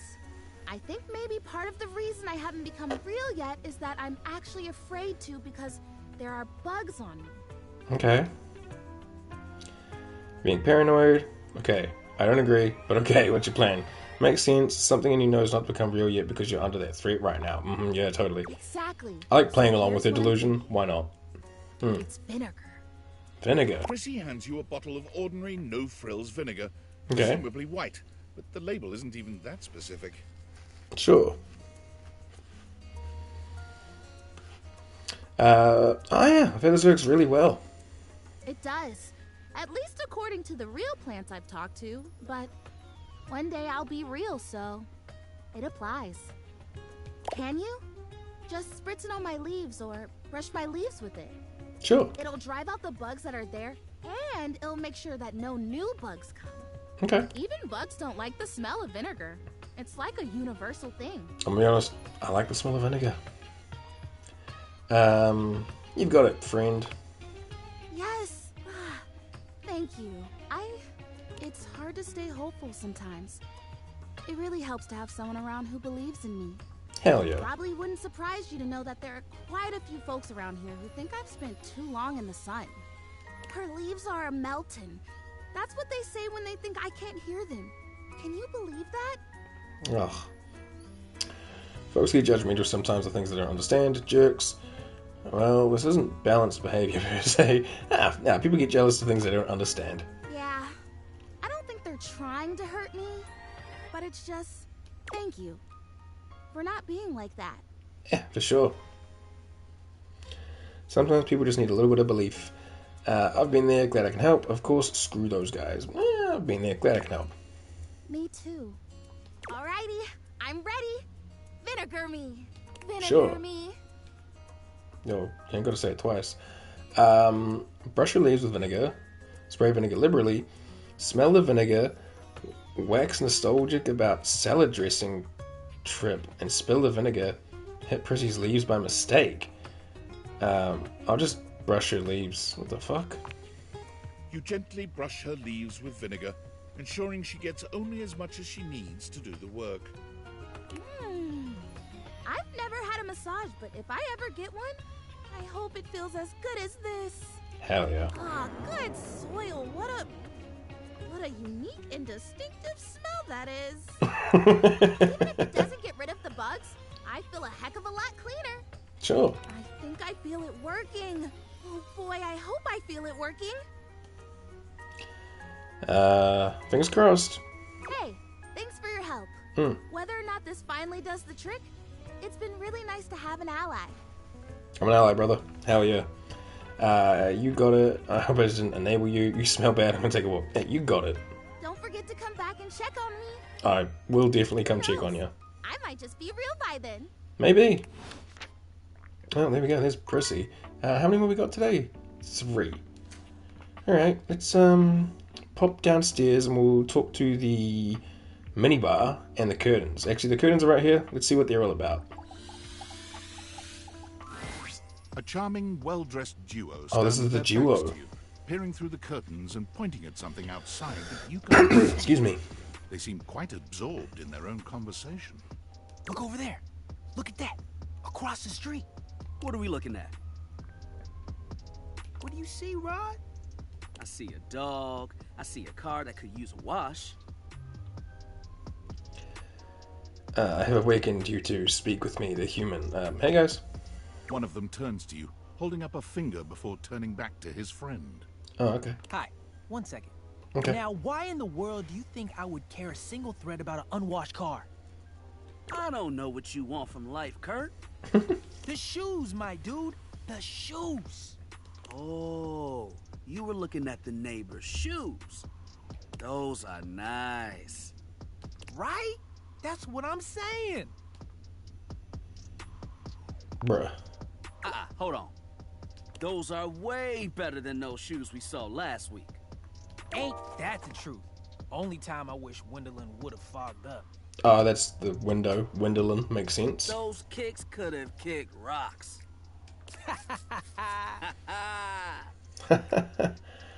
I guess I can join in. That seems a bit intense to be in all caps. I'm just gonna, hello. What was that about? So, Rod, don't be so rude. yeah, come on, I'm Rod. just giving what I was receiving. Mm-hmm. You'll have to excuse Rod. His tact leaves a lot to be desired. There you go, talking about me like I'm not here. Nah, I'm talking about you so you can hear. There's a difference. Mm-hmm. See, that's why your seams are unfinished. Damn. My seams are unfinished. My seams are unfinished? Keep talking. See what happens. You ain't gonna do nothing. You love me too much. Are these guys like brothers? Yeah, okay. Don't say that too loud. Everyone else might start believing it. You two okay? Kurt and I have been together forever. Kurt and Rod? Kurt and Rod? Wow. Sure. Oh, I like their outfits though. Okay. I'm like Jesus. his brother. But not my brother. Oh. If we were related, you might actually be polished. We both know you wouldn't look good unless you were next to me. Who told you that lie? Say, who do you think looks better? Me or this delusional drape I call my friend? I'm gonna go with Rod. Sorry, Kurt, but I like his outfit more. The red drape over the chest and the cool pants colors. I'm giving it to Rod. That's what I'm saying. You think I'm cute? You hear that, Kurt? You hear what they said? Yes. Sorry, Kurt. I stay shining. Oh, Rod, you just got the outfit. I think Kurt is actually the cute They one. didn't say all that. I bet they're just being nice. You should take notes. Why? So I can school you later? Okay. I walked right into that one. I shouldn't talk to each other like that. Your attitude isn't making you any more attractive. Sure. Whoa! Okay, you can calm that down. We're just joking around. Yeah, I figured, but the game didn't let me pick anything that agreed Joshie. with you guys. Kidding. Poking fun. Most of the time. Sometimes I have to tell Rod about himself. Yeah, okay. You woke up on the wrong side of the pole today. You right. I woke up next to you. They were roommates. Mwah, mwah, mwah. There's been a murder. Yeah, that hit hard. Good job. That's what I get for messing with the King of Shade. That's right. I'll take my crown any day now. King of Shade? What's that mean? Being shady isn't always a bad thing. Mm-hmm. Oh, to the contrary. I'm shady all the time to Kurt. Why? Because I love him. Yeah, just busting his chops. Or whatever. That's like your love language. I guess you could say that. Yeah. But we have rules. Okay. Oh, yeah. You must throw shade appropriately. Okay. I don't think I care that much. No. What do you mean rules? There are 5 rules to throwing shade. First off, you have to know the person. Mm-hmm. Sure. You can be shady to folks you don't know, but that is just me. Yeah, that's just bullying. Wait. We made fun of the new mail carrier just the other day. I thought they were going to go through them, so I was going to like hold my hand up, but yeah. That's because they were wearing that uniform with open-toed sandals. With socks. Oh yeah, they asked for that one. This rule is one of those, do as we say, not as we do things. So it's like it's a loose rule. Unless we ask you to do it with us, at which point you better come correct. Okay. Which brings us to rule number 2. If the roast ain't hot, you're toast. Okay. The shade is all about the laugh at the end. Maybe even a strong guffaw. Guffaw? A guffaw? Are you a cartoon dog person? Cause if not, I best not hear a single guffaw out of you, Rod. Keep your aim true. Never bring in secondary parties. Others shouldn't be collateral damage because you decided to mix patterns and it turned out unfortunate. That's fair. I tried to throw shade on Kurt's mom once. Yeah, that's... Mrs. Chiffon has never done anything and she will not Chiffon. be brought into this foolishness. That makes sense. That makes sense. Okay. Rule 4. I think we skipped 3, unless it was the be careful who you throw shade at. Read their body language as you read them down. Mm-hmm. Everyone has their line and their limit. Don't be so caught up in the goofs that you step on that line. Mm-hmm. It's easy to be on a roll and run right over your friend. For sure, for sure. Which is why rule number 1 is important. If you don't know them, you don't know what might actually make them upset. For sure. Right, like Actually, I like was solid talking about Rod's advice. crush on the blinds at the last house. Dude, not cool. Sorry, I was just giving an example. Really thought this out. I don't realize so much when it's talking smack. You really thought this out. It's an art form.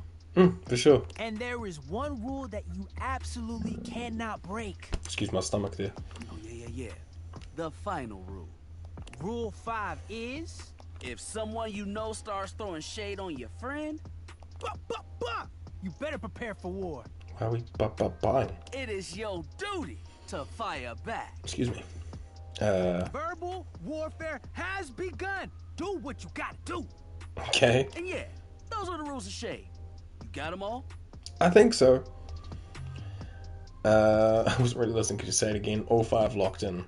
Oh yeah, sure as hell do. All 5 locked in. Okay, confident. I like that in a person. Thanks, Kurt. If they breathe, Kurt likes them. Oh, okay. He's just into anything with a pulse. You act like you're the one to talk. The tree outside sways, and you think it's flirting with you. Oh, they're as bad as each How other. can you not be charmed? Have you seen those branches? And the grass is just playing hard to get. Fucking got him. Alright now, calm down. That's dumb. I like it.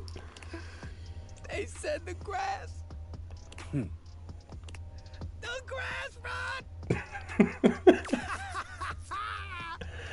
Okay, these two are pretty funny. You can guffaw, but I can't. Okay. Fair. But damn, they got you. Yeah, man. You right. That was a good one. Thanks, Rod. You catch on quick. Yeah. Yo, Rod, that fashion student is getting off the bus. Ooh, what are they wearing? I'm not sure, but it is fly as hell. We've got some people watching to do. Swing on by soon. But Yeah. come holler at us at different places. Each window has a new thing to throw shade on.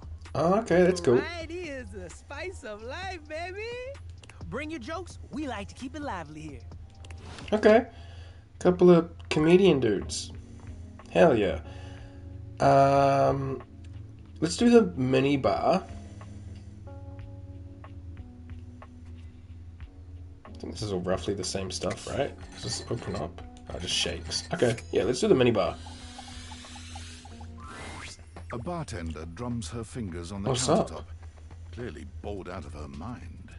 Her long red-orange hair is pulled back into a ponytail that flows down her back, like the drinks she pours so expertly. How do you pour? Yo, that's an impressive pour. She makes herself a drink, taking a small sip of it and setting it down. Another Her great entrance character startles her designer. so badly, she nearly knocks it over. Someone's here. Welcome to my humble bar, the Tipsy Tumbler. I'm Beverly, but you can call me Bev, or Beverly, Okay. or Madam Proprietress. That would be so cool. Madam Proprietress. Hi, Madam Proprietress. Okay. I'm owner and bartender and janitor and stockroom attendant. Nice to meet you. Nice to meet you. Ba-dum-bum. Hiya. Hiya. Alright, there's Beverly. Beverly squints at you, frowning as she seems to be considering something. And then she snaps, pointing at you. Wait, hold on. Oh my gosh, it's you. Hey. My proprietor. I can't believe I didn't recognize you. Ugh. Who should I own this house? Me? Yes, you? Jeez, that pause made. Hold on. So she got the left arm like pouring up and over, and the right arm's like up and up. You can't see my arms. My camera's too close, but like, that's kind of wild, man. I like it. Who else so charitably bought this adorable mini bar for me so I could set up my dream bar? I owe you a huge debt. You have free drinks for life here.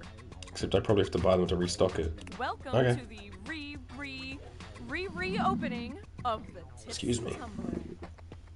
And I know what you're thinking. Oh, Bev, that's a lot of openings. Did something happen the first 6 times you tried to open the bar?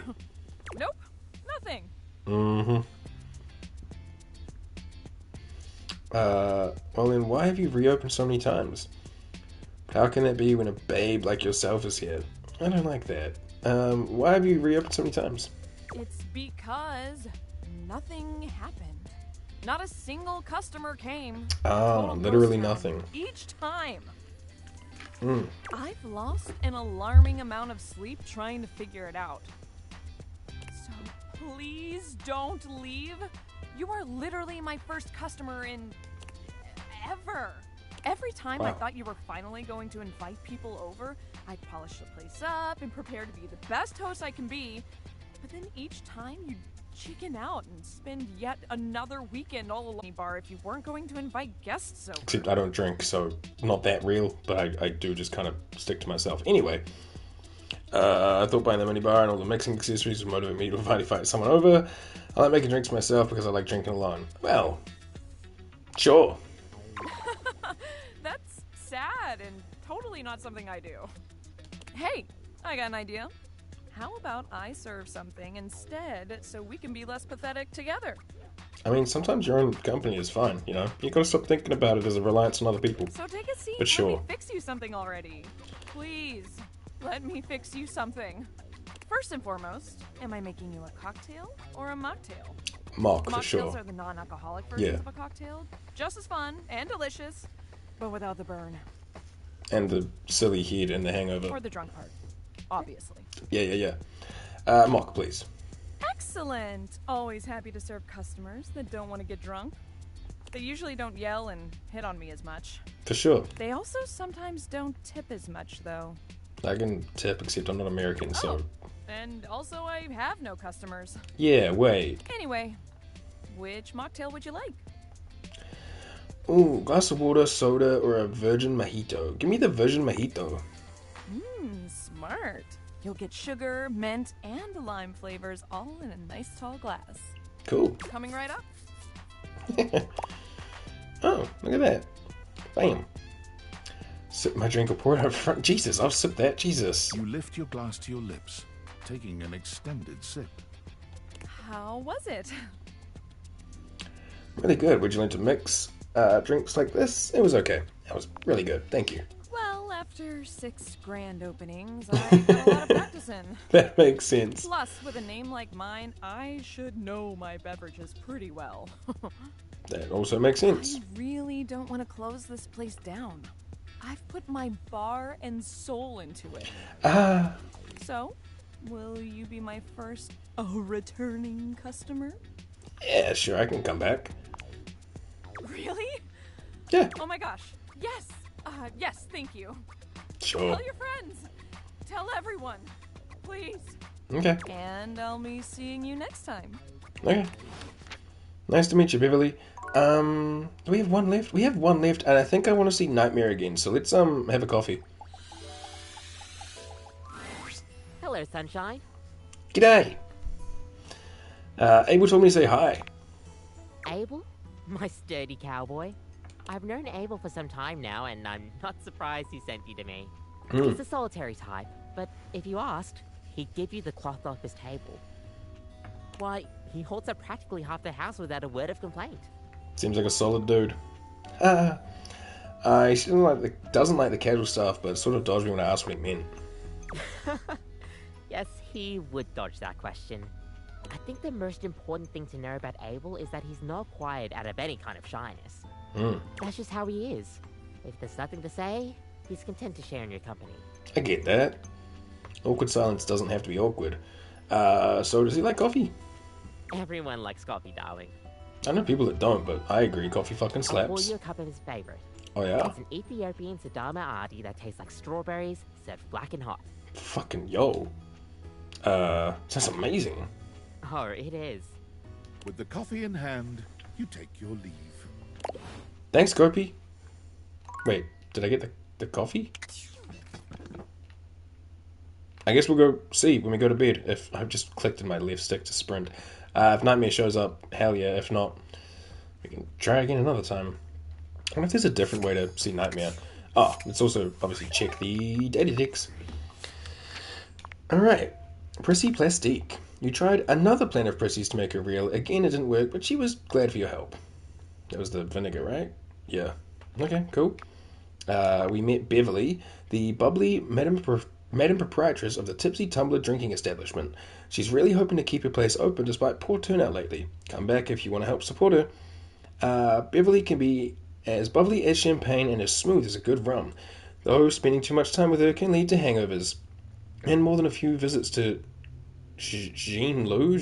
Oh, is that the toilet? Probably. I haven't met them yet. She sometimes has a way of putting blinders on you to forget her... Wait. She sometimes has a way of putting blinders on you to forget her troubles and just have fun. But hey, who doesn't? Still, interacting with Beverly should be all about balance, just like the perfect mixed drink.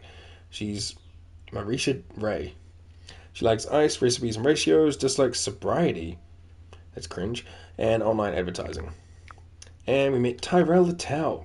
You've met Tyrell the Towel and his little buddy. He focuses a whole lot on his work and takes it very seriously. He's agreed to show you something cool and maybe will tell you more about himself next time you meet. Tyrell is looking for purpose. He worries he's on his way to being considered for no more cleanup jobs. What is Tyrell for anyway? When will anyone ever pick Tyrell first? He has a bit of a wrinkle in his attitude because of this. Still, he'll absorb any negative energy you toss his way. If you don't put his feelings first, he won't like you one bit. A quick fluff and he will be there to warm you up and keep you dry, but everyone in the bathroom talks. And if he finds out how you're only using him for wash-up duties, he won't be too kind about it. He likes family, friends, and fuzziness. He just likes feeling left out. And I'm guessing he has different creations of towel things, but no love and hate ending. I'm guessing there's replayability, eh? Like you're going to have to New Game Plus or something. But okay, there we go. Let's Give me a little snuggle, lover.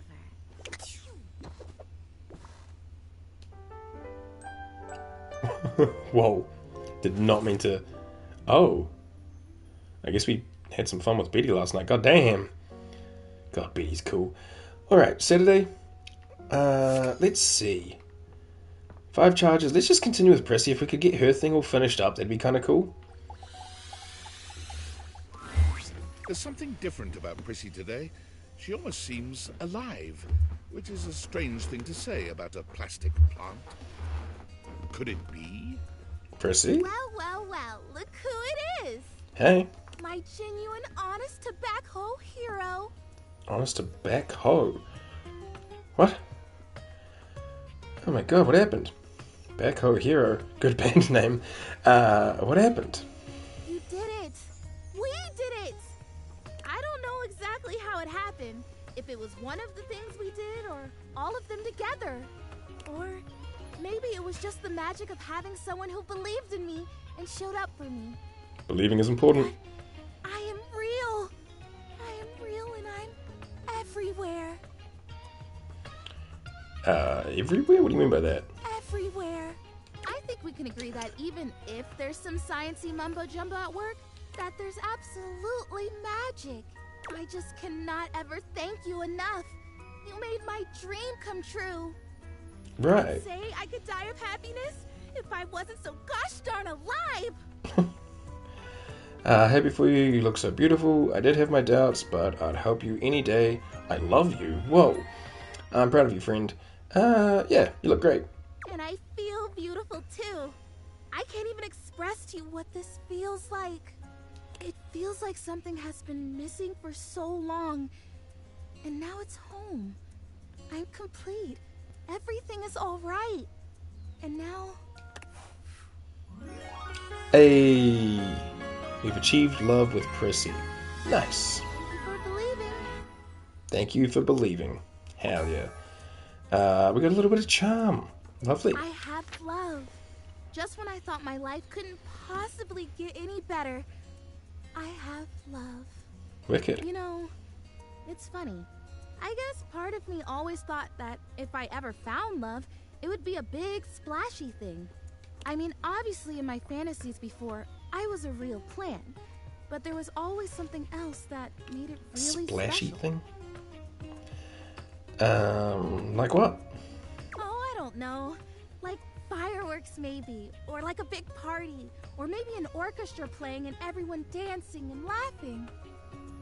But now I'm here, and I'm real, and I have that thing I've always wanted. And it is enough. Because I love me. It turns out to be really quiet and simple.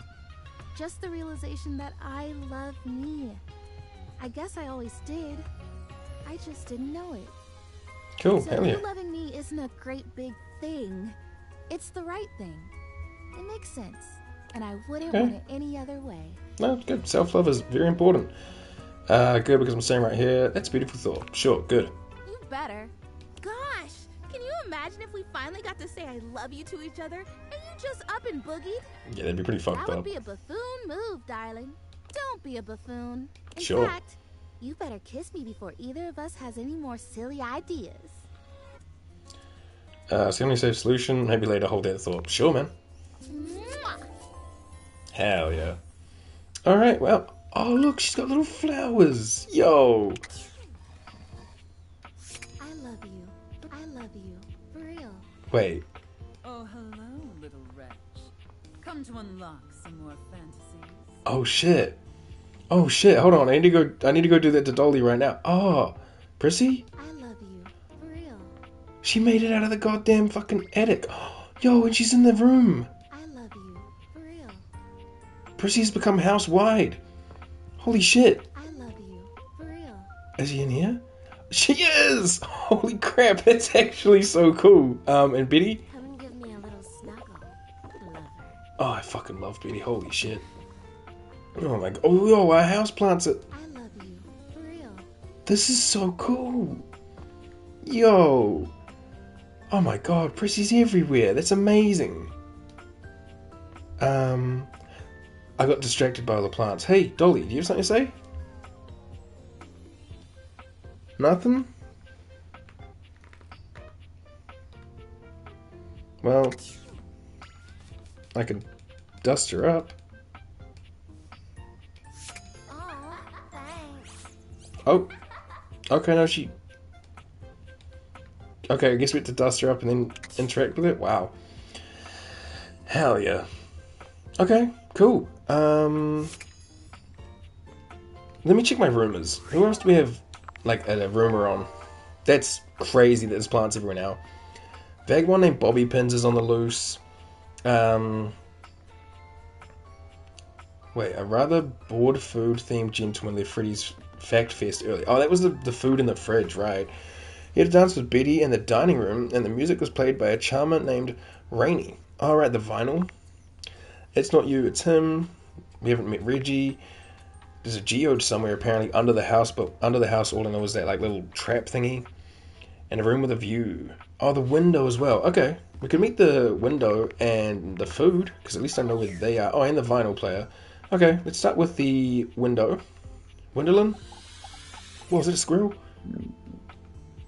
Amazing.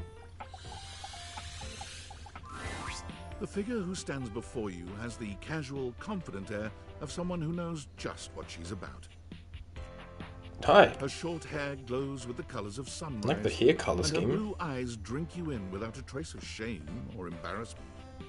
She evaluates you with a hand on one hip, her draped clothing subtly highlighting curves you'd never have expected from your rigid, structured window. Straight up, she's gonna build like a Pixar mum.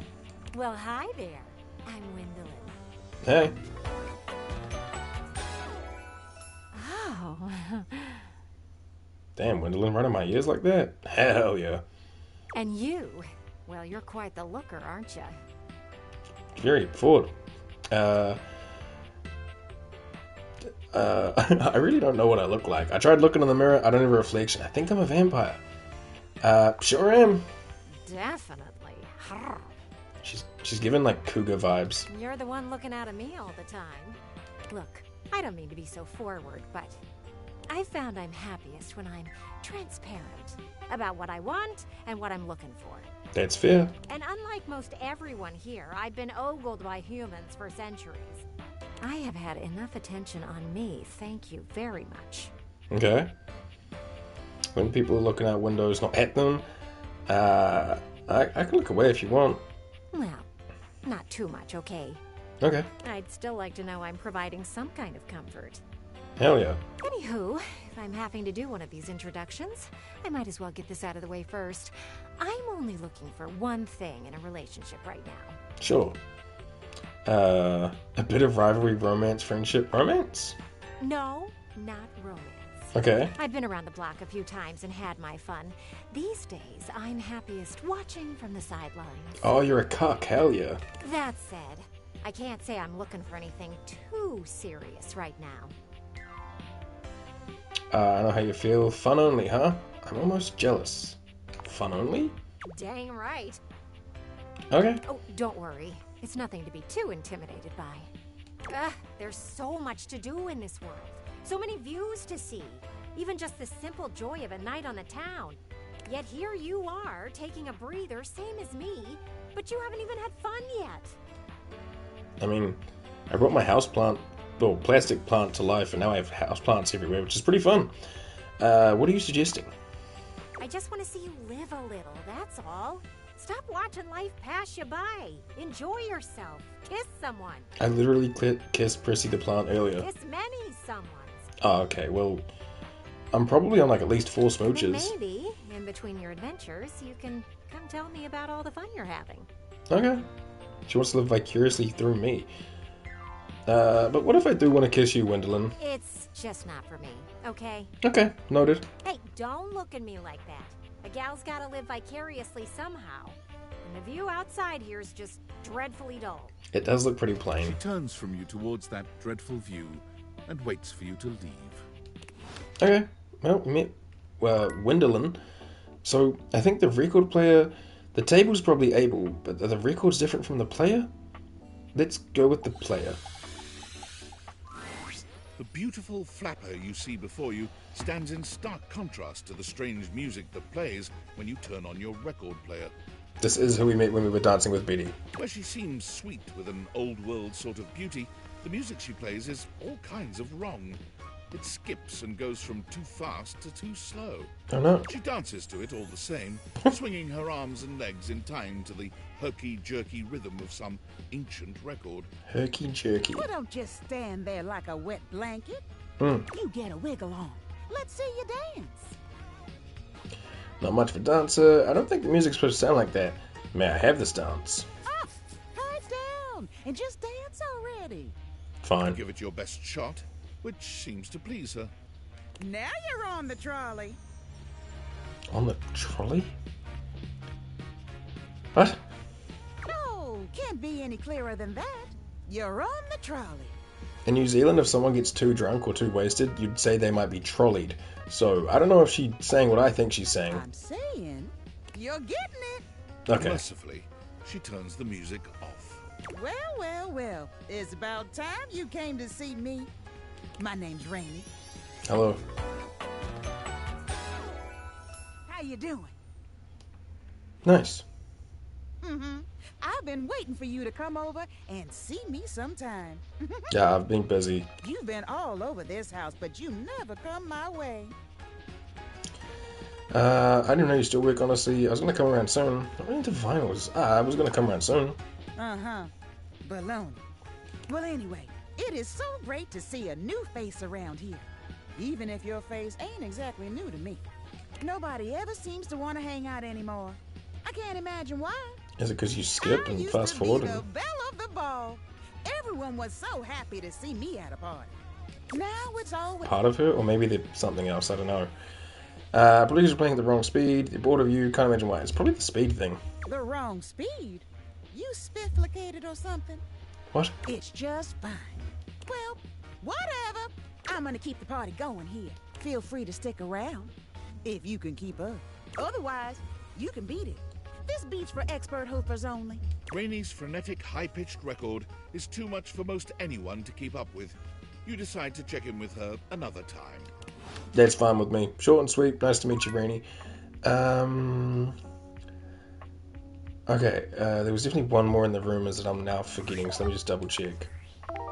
Bobby pin. Oh, the food in the fridge. Right, okay, yeah. Right. This side or that side? Let's go with the right side. I assume it's all the same, but I don't know. The first word that comes to mind There he as is. you evaluate the strange figure standing before you is delicious. It's like Giorno from don't even JoJo's, tend to be salacious. but It's with just, food. He looks edible. Bro, it does look kind of tasty. His long blonde hair calls to mind ramen noodles, but his Like Justin Timberlake in culinary journey around the NSYNC. globe.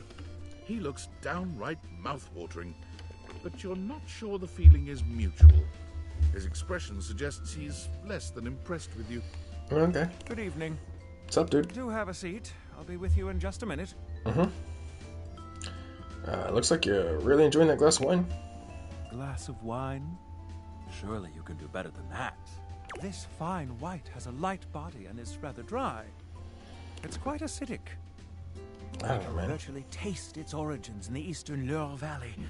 Dare I guess just outside Chavignol? And as its taste matures on my tongue, Matures. Okay. I detect notes of honeydew, grapefruit, and peach.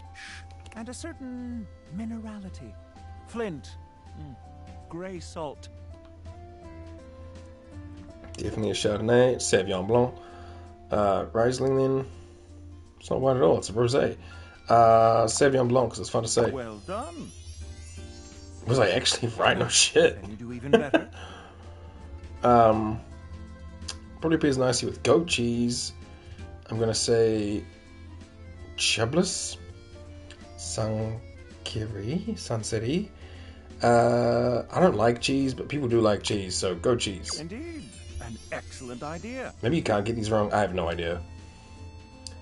Chive crackers?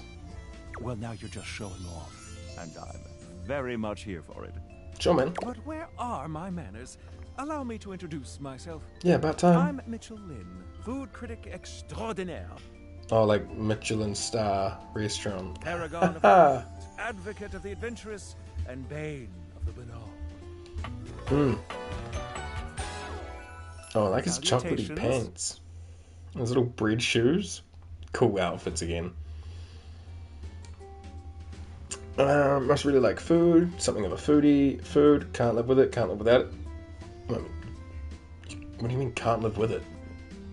Have you heard of Soylent? I mean just Soylent lately. Yeah, you must really like food then, huh? Like it. I live for it. And not just food, but the whole of the experience. Makes sense. You are food yourself. Ambiance, That interplay of sound, sight, and synth that whets the appetite and inspires the mind. The art of service, be it subtle theater, delightful formality, or downright brutish charm. And of course, the meal itself. From the minutiae of the menu to the presentation on the plate and the very titillation of the tongue.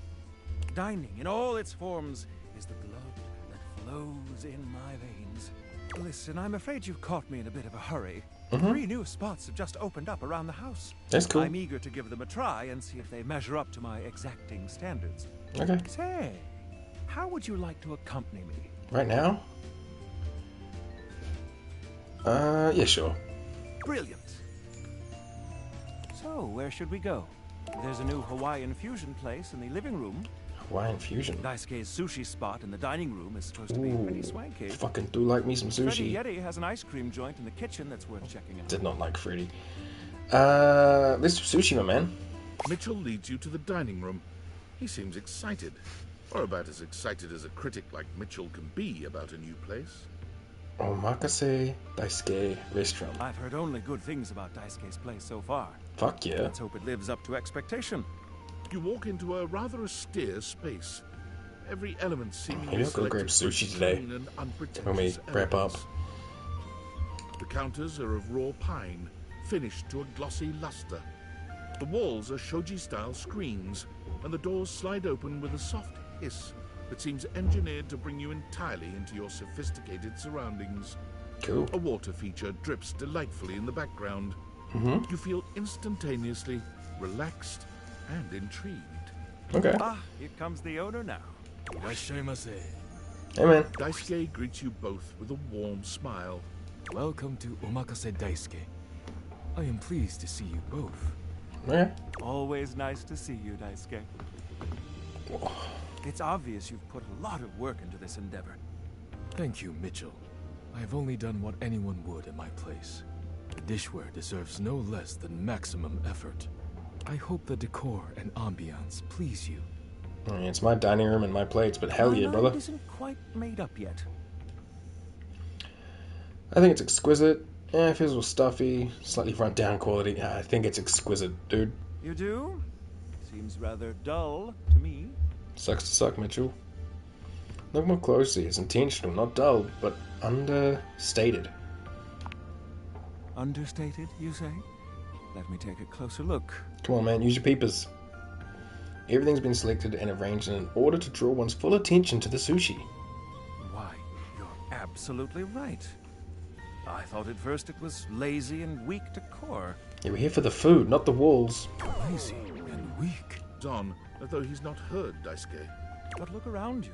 Perfectly clean, lighting muted but warm. This wood shows the signs of a master carpenter. These chairs have been selected with painstaking care. And as I listen, I detect the subtle dripping of water from a waterfall pond. It's in the corner. That is only Sinclair's chronic drip. Sinclair. But I thank you all the same. I guess that's the sink. I feel almost as if I've been transported to the Tsukibayashi Jiro. Delightful, simply delightful. Let's move on to your speciality, Daisuke. What are we to make of the settings? Before we begin, I am obligated to tell you that Scandalabra's stories about the silver are damaging lies and not... Believe the Scandalabra? I'd sooner let Sinclair process an insurance claim for me. Hey, Scandalabra has not let me down yet, but... I'm glad we are all in agreement there. Am I? Now, let's have a look. We appear to be missing chopsticks. Why no chopsticks? Chopsticks are properly only offered in Chinese restaurants. Chopsticks are brought out after the first course. Traditionally, sushi is eaten with the hands. Hey, why is that, Daisuke? Traditionally, sushi is eaten with the hands. All right, let's get down to business. I'm starving. As the name suggests, we offer only omakase. Great, no need to order. Perfect, love shellfish. I don't like not having a selection. Seaweed only is an odd choice, I have to say. I do love me some shellfish. I don't think that means what you think it does. Oh, did I fuck up? Okay, now, when the first course comes, let's... Give ourselves a minute to appreciate its beauty. Pretend to refuse it, once before accepting. Eat it right away as soon as it's delivered. I would give it a minute. Sushi must be eaten right away, within the first 10 seconds. I wanted to look at it and enjoy it. Here you are.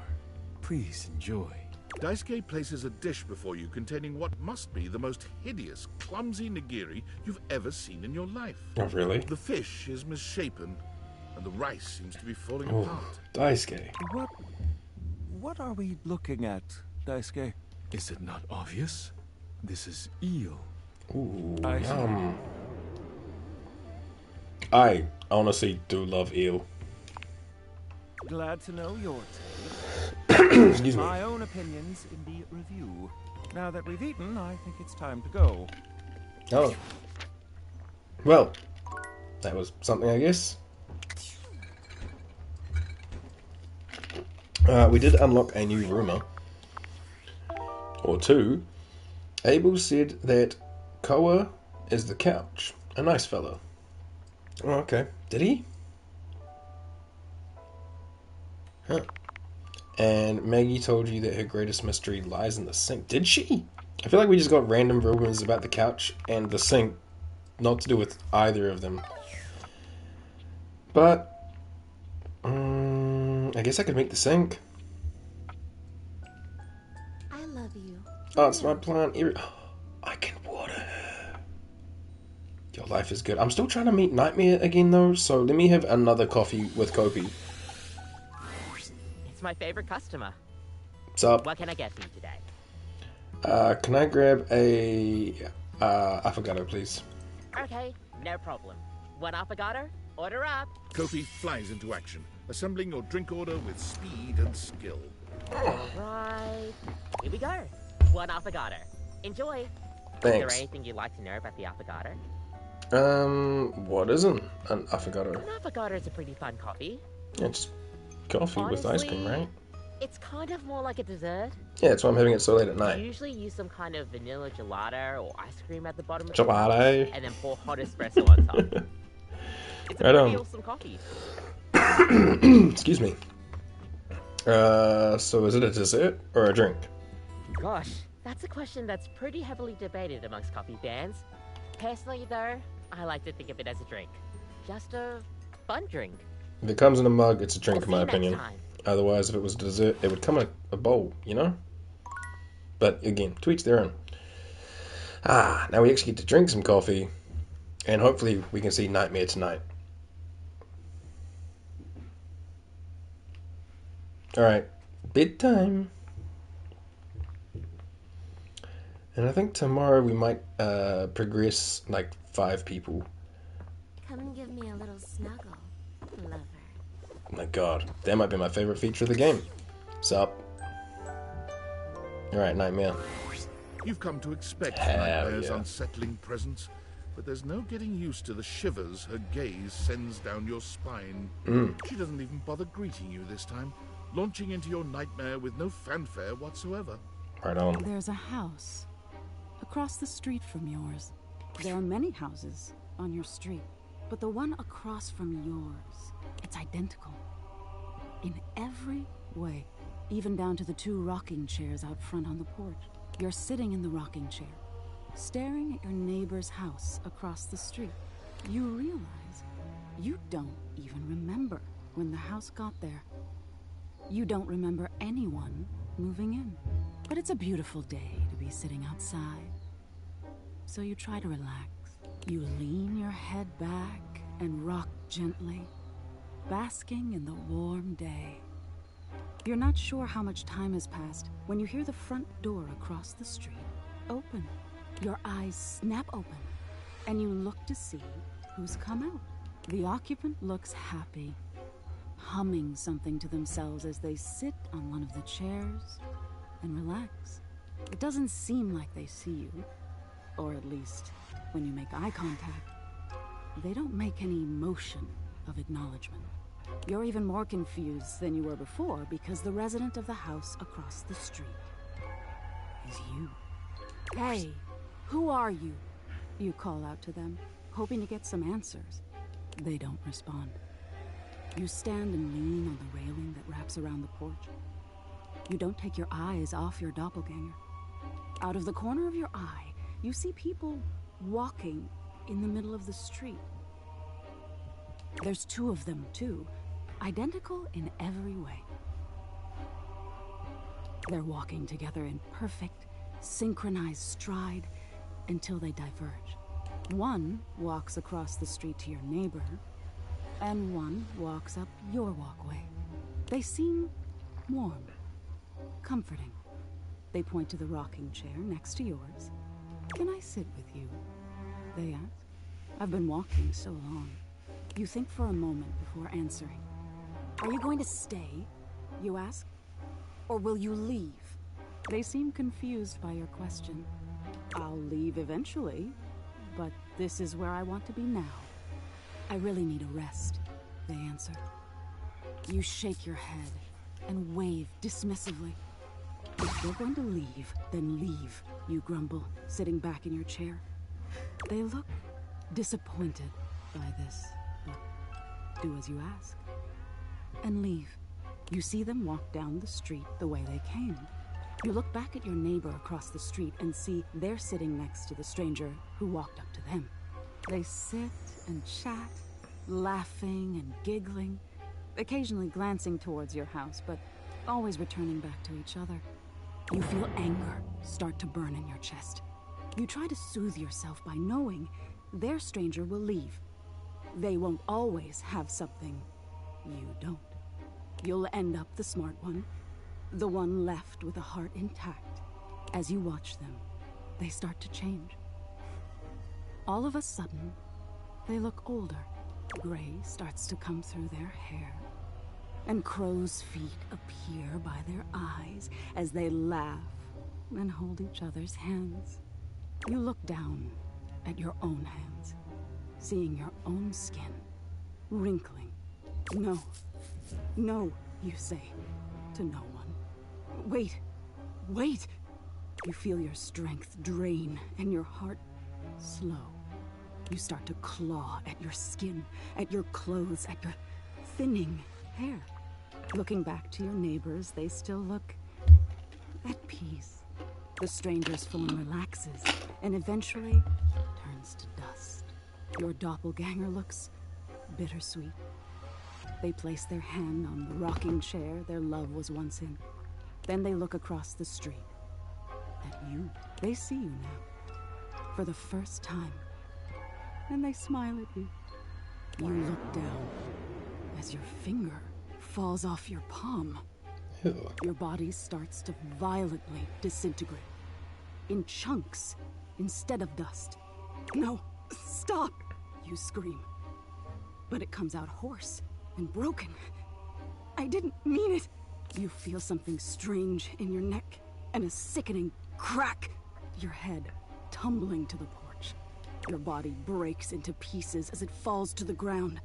Even detached from your neck, you can see your doppelganger neighbor on their porch. They don't fight it. Their body just slowly stops existing. They don't need any more time here.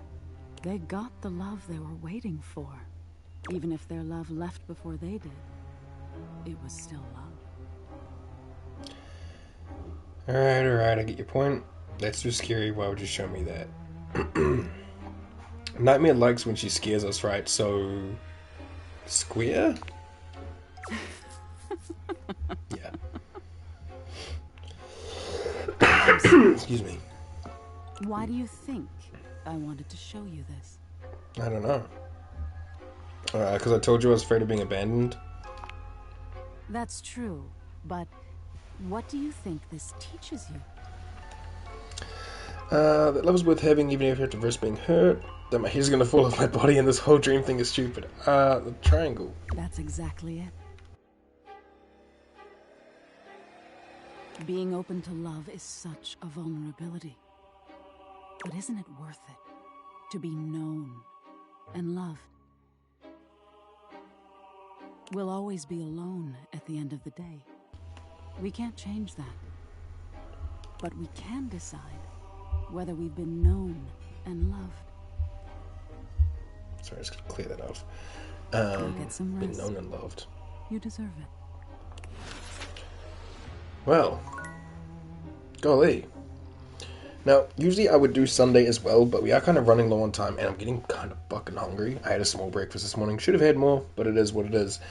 So we'll just save Sunday for next time, and ideally we'll do Sunday to Sunday next time, but there's no real rush, you know, but I am too hungry to kind of continue. Teddy took up more time than I would have liked. We probably would have got Sunday done if Teddy didn't take half an hour telling us a fucking story.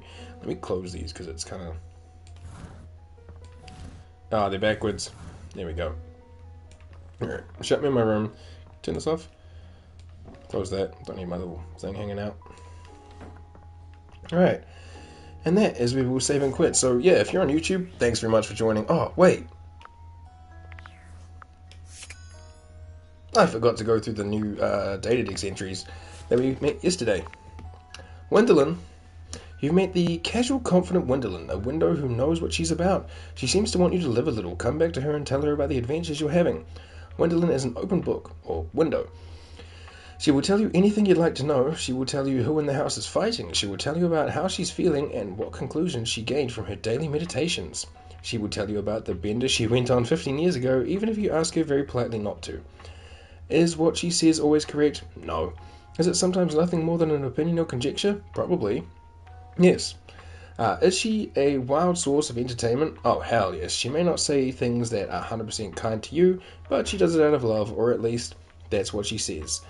She is a master of the fine compliment sandwich. She likes transparency, just like Spaceballs. Sure. We achieved love status with Prissy. Prissy's love for you has blossomed into something magical. It has, and now we have plants all around our house, which is like super freaking cool. Hell yeah. We met Michelin. Last time you saw Mitchell, you went out to dine at Daisuke's sushi restaurant. Mitchell, prestigious pundit of the palate, master of the mouth-watering morsel, destroyer of the deviant dining establishment, he is obsessed by all things culinary, a true believer in the power of a great meal to give meaning to an otherwise drab and dreary life. So he sees it. Detail-oriented and utterly unsparing, Mitchell leaves nothing out of his withering critiques. Ambience, service, menu selection, flavour, presentation are all of the utmost importance to Mitchell, and if any are subpar, well, you're going to know about it. With the pen as a sword, he is ready to elevate or eviscerate with equal fervour. He likes high-quality products and ingredients, careful balance of flavour profiles, and consistency of service, and he dislikes cronuts? Okay, sure. Another one with Kopi. Come see Kopi again for the cup of something caffeinated. I don't know what's new with her. We got through all this, right? Yeah, Kopi's like pretty much wrapped up. We just haven't done like a romance thing with her. I don't even know if that's an option. We met Rainy. We met Rainy, whose beauty standards stark contrast into the bizarre and jerky music playing around her. She seems upset that nobody wants to be around her anymore, but her frenetic, high-pitched music is too much even for you. Poor Rainy, she seems to be going through through a tough time, but what is there to do? At least in the meantime, you can enjoy the tunes together, however herky-jerky they might sound. She likes dancing, grabbing, swinging, and dislikes teeter-tallers. I don't know what that is. And we had another one with Nightmare. Nightmare clearly used your fear to craft a specific nightmare to terrify you with. However, she appears to be trying to teach you something using your dreams as a metaphor. There we go, the abandonment dream. I wonder if we can get the others as well, or if it's on like a replay. Either way, we'll try see Nightmare again before too long. Let me do a little save here. We are now at... I have to save first and then see how many we've got. 62. So there's 38 more dateables out there to meet and greet. But yeah, that is where we will call it for the day. So if you're on YouTube, thanks very much for hanging out. I hope you guys have been enjoying this playthrough. This is part 3. So if you haven't seen the other parts, they're on a playlist on the channel as well as every other playthrough I do.